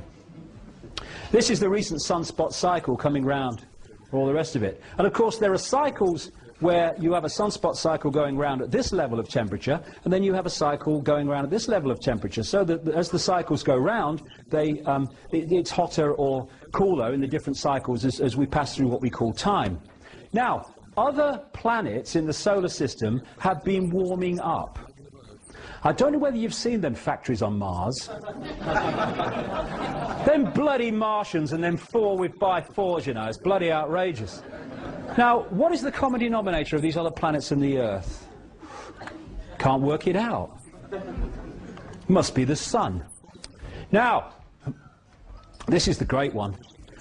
The temperature's higher than it's ever been since records began. When did they begin? 1862? That's 5 minutes ago in weather cycles. What are you talking about? Back about 800 years ago, they had the medieval warm period. This is mainstream science. This is not me coming up with alternative stuff. The medieval warm period, the temperature was higher than it is now. Okay? What caused the temperature to be higher in the medieval warm period than it is now? Could it have been turbocharged handcarts? What do you reckon? Could be. Flatulent horses, maybe. I can just see a medieval weather forecaster arriving in the village. Dobbin's got the wind, I think we're in for hot summer.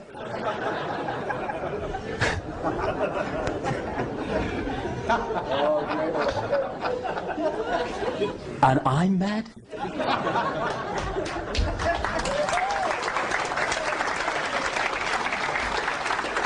After the medieval warm period, and of course, if they took back the temperatures to then global warming looks very different now. But what they do is they take it back to a period called the Little Ice Age, when the temperature dropped to the point where the Thames froze over, and they used to have ice fairs on the Thames. You can still see depictions of it in Christmas cards and stuff. It just so happens that during the medieval warm period, there was a period of increased solar radiation, and during the Little Ice Age, there was a decrease in solar radiation. So, if you follow the red, which is the Earth temperature, and the green is sunspot activity, I think there might be some connection there myself. Let's come forward. Again, the green is sunspot activity, the red is Earth temperature. Up to 1940, it was rising as we came out of the Little Ice Age. After the war, this period included, when there was a massive increase in industrialization, and therefore carbon emissions, temperatures fell from 1940 to 1975 to such an extent that the BBC were running documentaries about the dangers of the coming ice age. From 75, it started to climb as sunspot activity climbed. This is a scientist, I saw his presentation a few weeks ago, called Peter Taylor. Now this man is no, oh, the oil companies are paying him scientist. He's a former advisor on pollution and energy policy to national governments, the EU and the UN, and he was a lead advocate for Greenpeace. He was the man who broke the story through a Yorkshire television documentary years ago, when Yorkshire television did some really good documentaries, about the cancer clusters around what was called Windscale, now Sellafield, and the connection between the two. This is what Peter Taylor, an Greenpeace advocate at one time, says about global warming.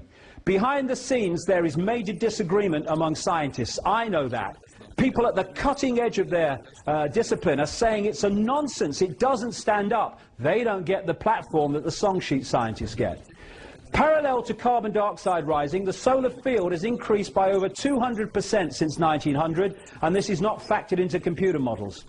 Global temperature is not rising as predicted. In fact, it fell by a whopping 0.6 degrees over the last 12 months, as much as it had gained in the previous 50 years. Many of the apparently random fluctuations of past temperature, like when Vikings grew crops in Greenland, correlate to variations of the solar electric field.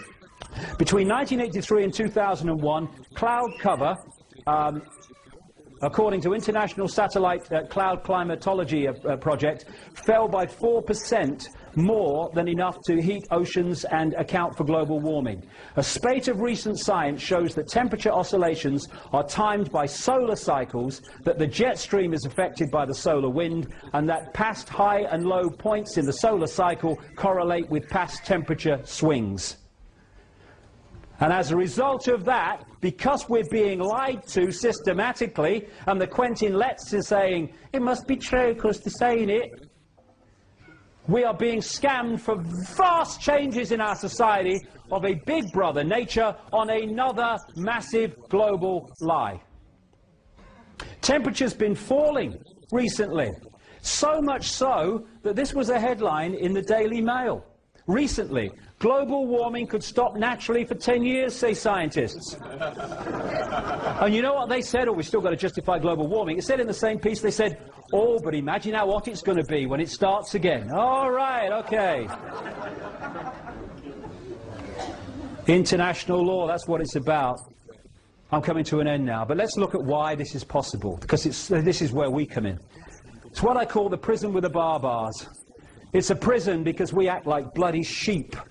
We take in what people tell us and we believe it without question. And therefore, we are programmed to react as we choose to react, as they want us to react. We're not choosing to react, we're reacting. This guy, some great quotes from this guy, H.L. Mencken. The men the American people admire most extravagantly are the greatest liars. The men they detest most violently are those who try to tell them the truth. Because people don't want to hear the truth. People don't want to hear the truth because the truth means we are responsible and therefore we have the power to change what we don't like. People don't want to feel they're responsible. They want someone else to blame so they can sit on their arse and watch EastEnders.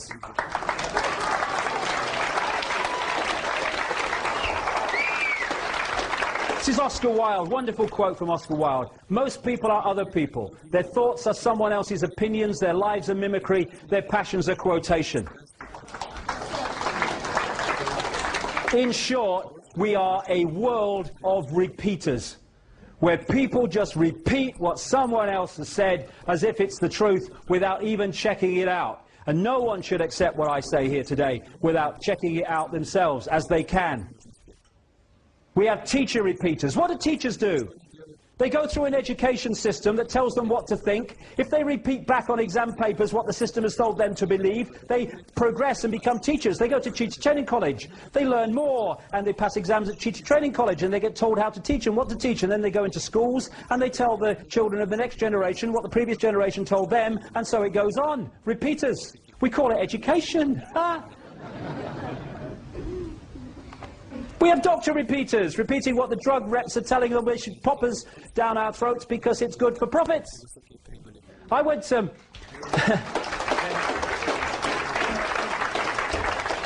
I spoke years ago at the St Mary's, I think it's called, St Mary's Medical School in London, to medical students.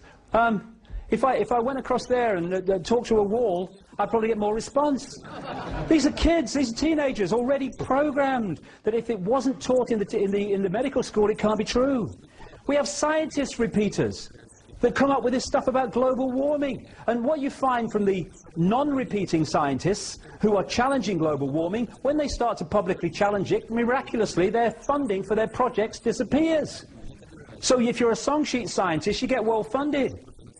Just like journalists who have been described as intellectual prostitutes, I would question the intellectual bit myself, so are most scientists, prostituting their outcome in line with the income in terms of the brown paper package and stuff.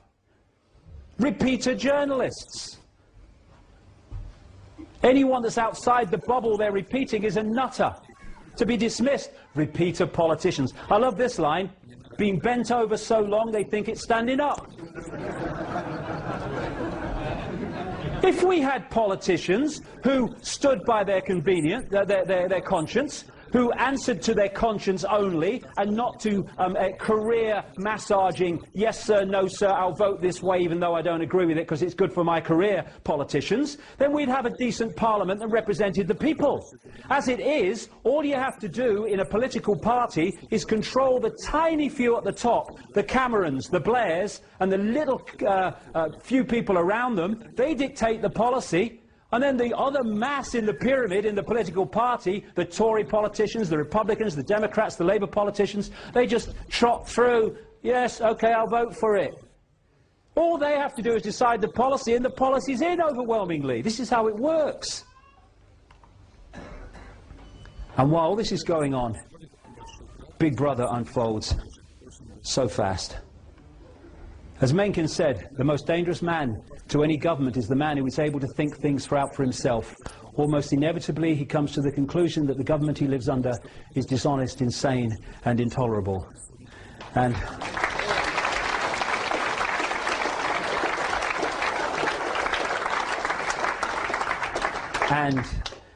it is to stop that awakening that limiting the debate on Big Brother is all about. Secret Agenda, the movie. Puppet people. Follow the White Rabbit. War is peace. Get a brain, Morans.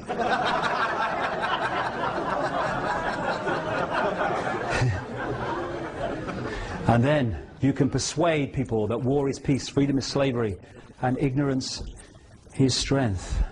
And you can justify this as fighting for peace. You can say that this is bringing freedom to a people from a tyranny. No problem. Collateral damage, it says so here. But you don't want to see that. Shut up! Watch this! Watch this! Hey, quick, honey! She's going for the car! Liberated. Liberated. Liberated. Liberated. Hey, I think it's terrible that Janet Jackson, she showed her breast at the Super Bowl. I'm morally outraged. I wonder what should really morally outrage us. But we compartmentalize our minds, as so many people do, where they can't see the contradiction between worrying about someone's breast on television and some kid getting blown apart. The two sides never talk to each other, so they can't see the contradiction. Open minds. They talk to each other so they can see the contradictions.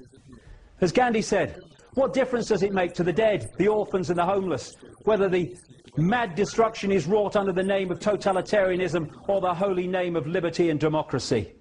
Still the same.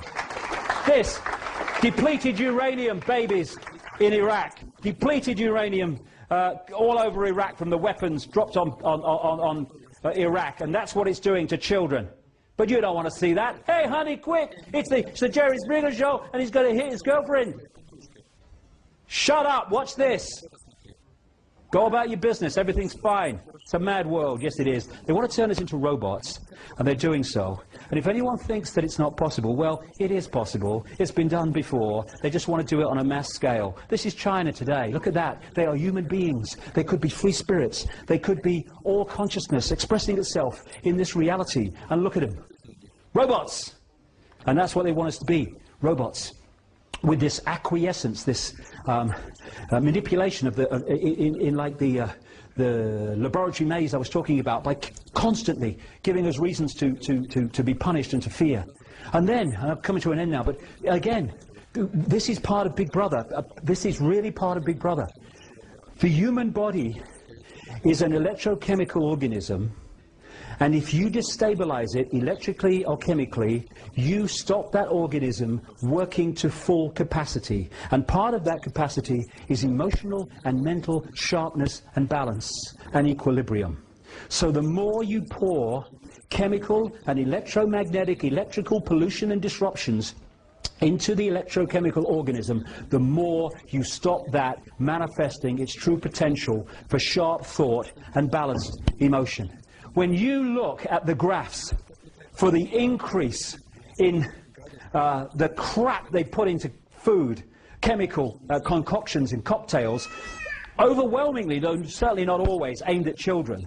And then you look at the graph of the increase in so-called childhood behavior problems. They go up like they're connected by a magnet. There is a war on our children because they're the generation they overwhelmingly have to suppress.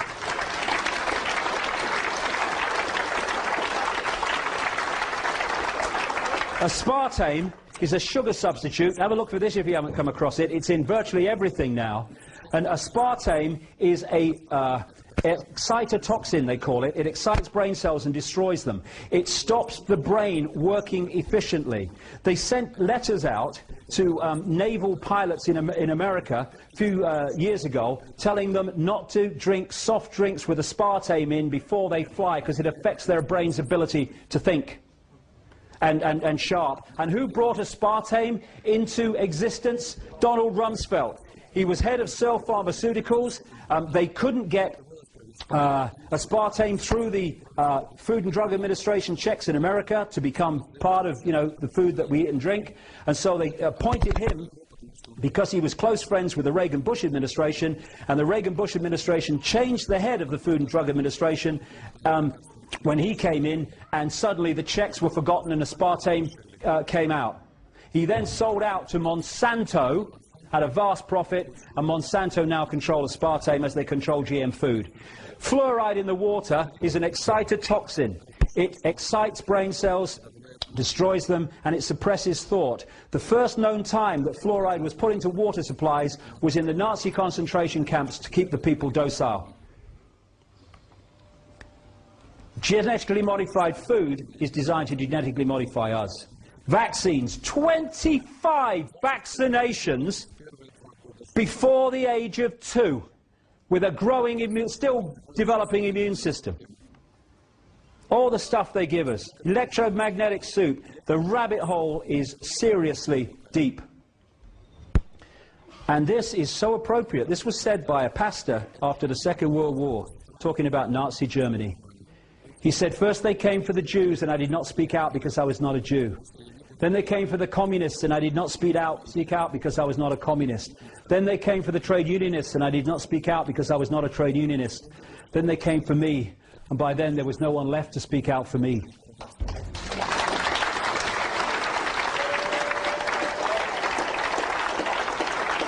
And what they're doing is picking off different sections of society, and the other sections are saying, well, it doesn't affect me, not my problem. And eventually, enough sections are picked off for those that were looking the other way to be picked off also. That's how it is. Divide and rule. Not my problem. Well, it is our problem. Injustice anywhere is a threat to justice everywhere. Martin Luther King. Absolutely it is. And what we need to do is stop making excuses. Oh, I don't know, world's coming to. Well, do something about it then, mate. All right? You know, the power is with us. Take it on a basic level.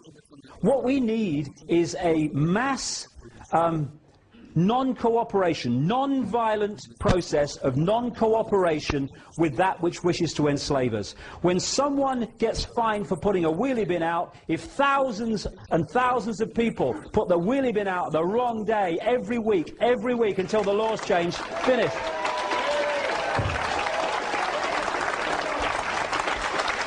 Injustice anywhere is injustice everywhere, potentially, because next time it's going to be us. And it's a house of cards, this. It's held together. The power that is used to enslave us is the power we give to the enslavers every day. They don't have power. They have our power. We give it to them. It's time to take it back. And by that, it means unity. So we might have a different religion or no religion. So we might be a Jew or a Muslim or a Christian, or might be black or white or sky blue, bloody pink. This is not a big brother global agenda to enslave Jewish people, or to enslave Islamic people, or to enslave white people, middle class. It's a global agenda to enslave all of us. And if we don't unite and we go on being divided and ruled, then they will enslave all of us. If we unite, get rid of the nonsense fault lines of manufactured division, and then, through unity of response and non-cooperation with our own enslavement, they will not be able to do this.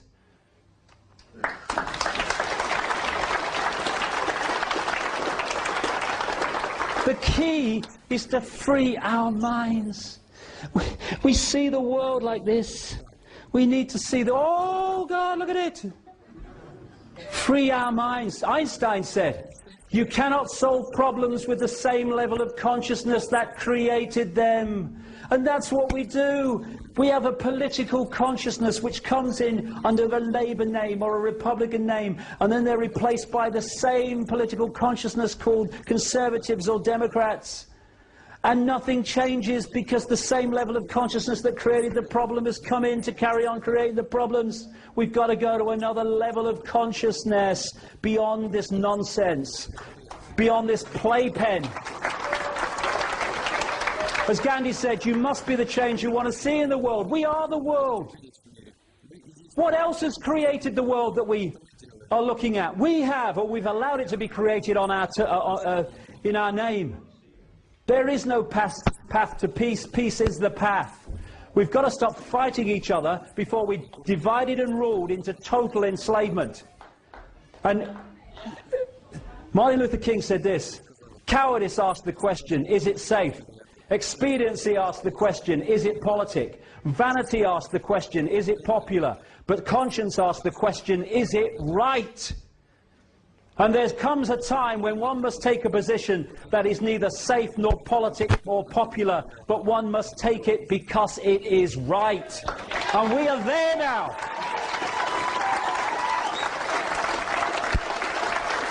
You know, when someone said to me, what would change the world quicker than anyone else? I would say this, anything else, it would change overnight if we did this, because everything would come from it. If we stopped making decisions about our actions based on what is right for us in the moment and started doing what we knew to be right by conscience and justice, this world would transform. This world has been created as we experience it by billions of people deciding every day, what do I do in the interests of me? Once we start saying, what do I do in the interests of justice, fairness and my own conscience, actions change, the world changes. And we are in control of that. And we are at a fork in the road now. Because Big Brother's on a motorbike now. This is not the totalitarian tiptoe anymore, this is the totalitarian sprint. And we have one last chance to open our eyes, open our minds, and start getting involved in doing something about this. Because, you know, there's going to come a time, and it ain't too long from now, when we're going to have to look our children in the face, in the eyes, and we're going to have to answer the question without blinking and without averting them. What were you doing, Daddy, Mummy, Granddad, Grandma, when the fascist state came in that now controls every facet of our lives, including our thoughts? What were you doing when it came in?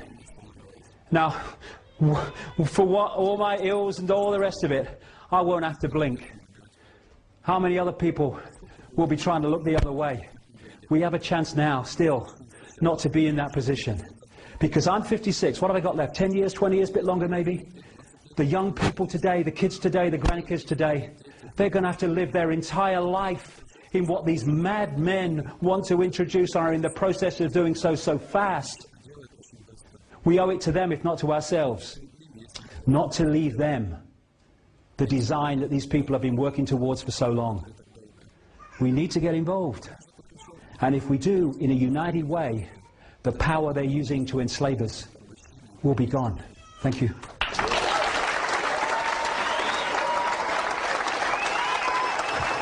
Thank you very much.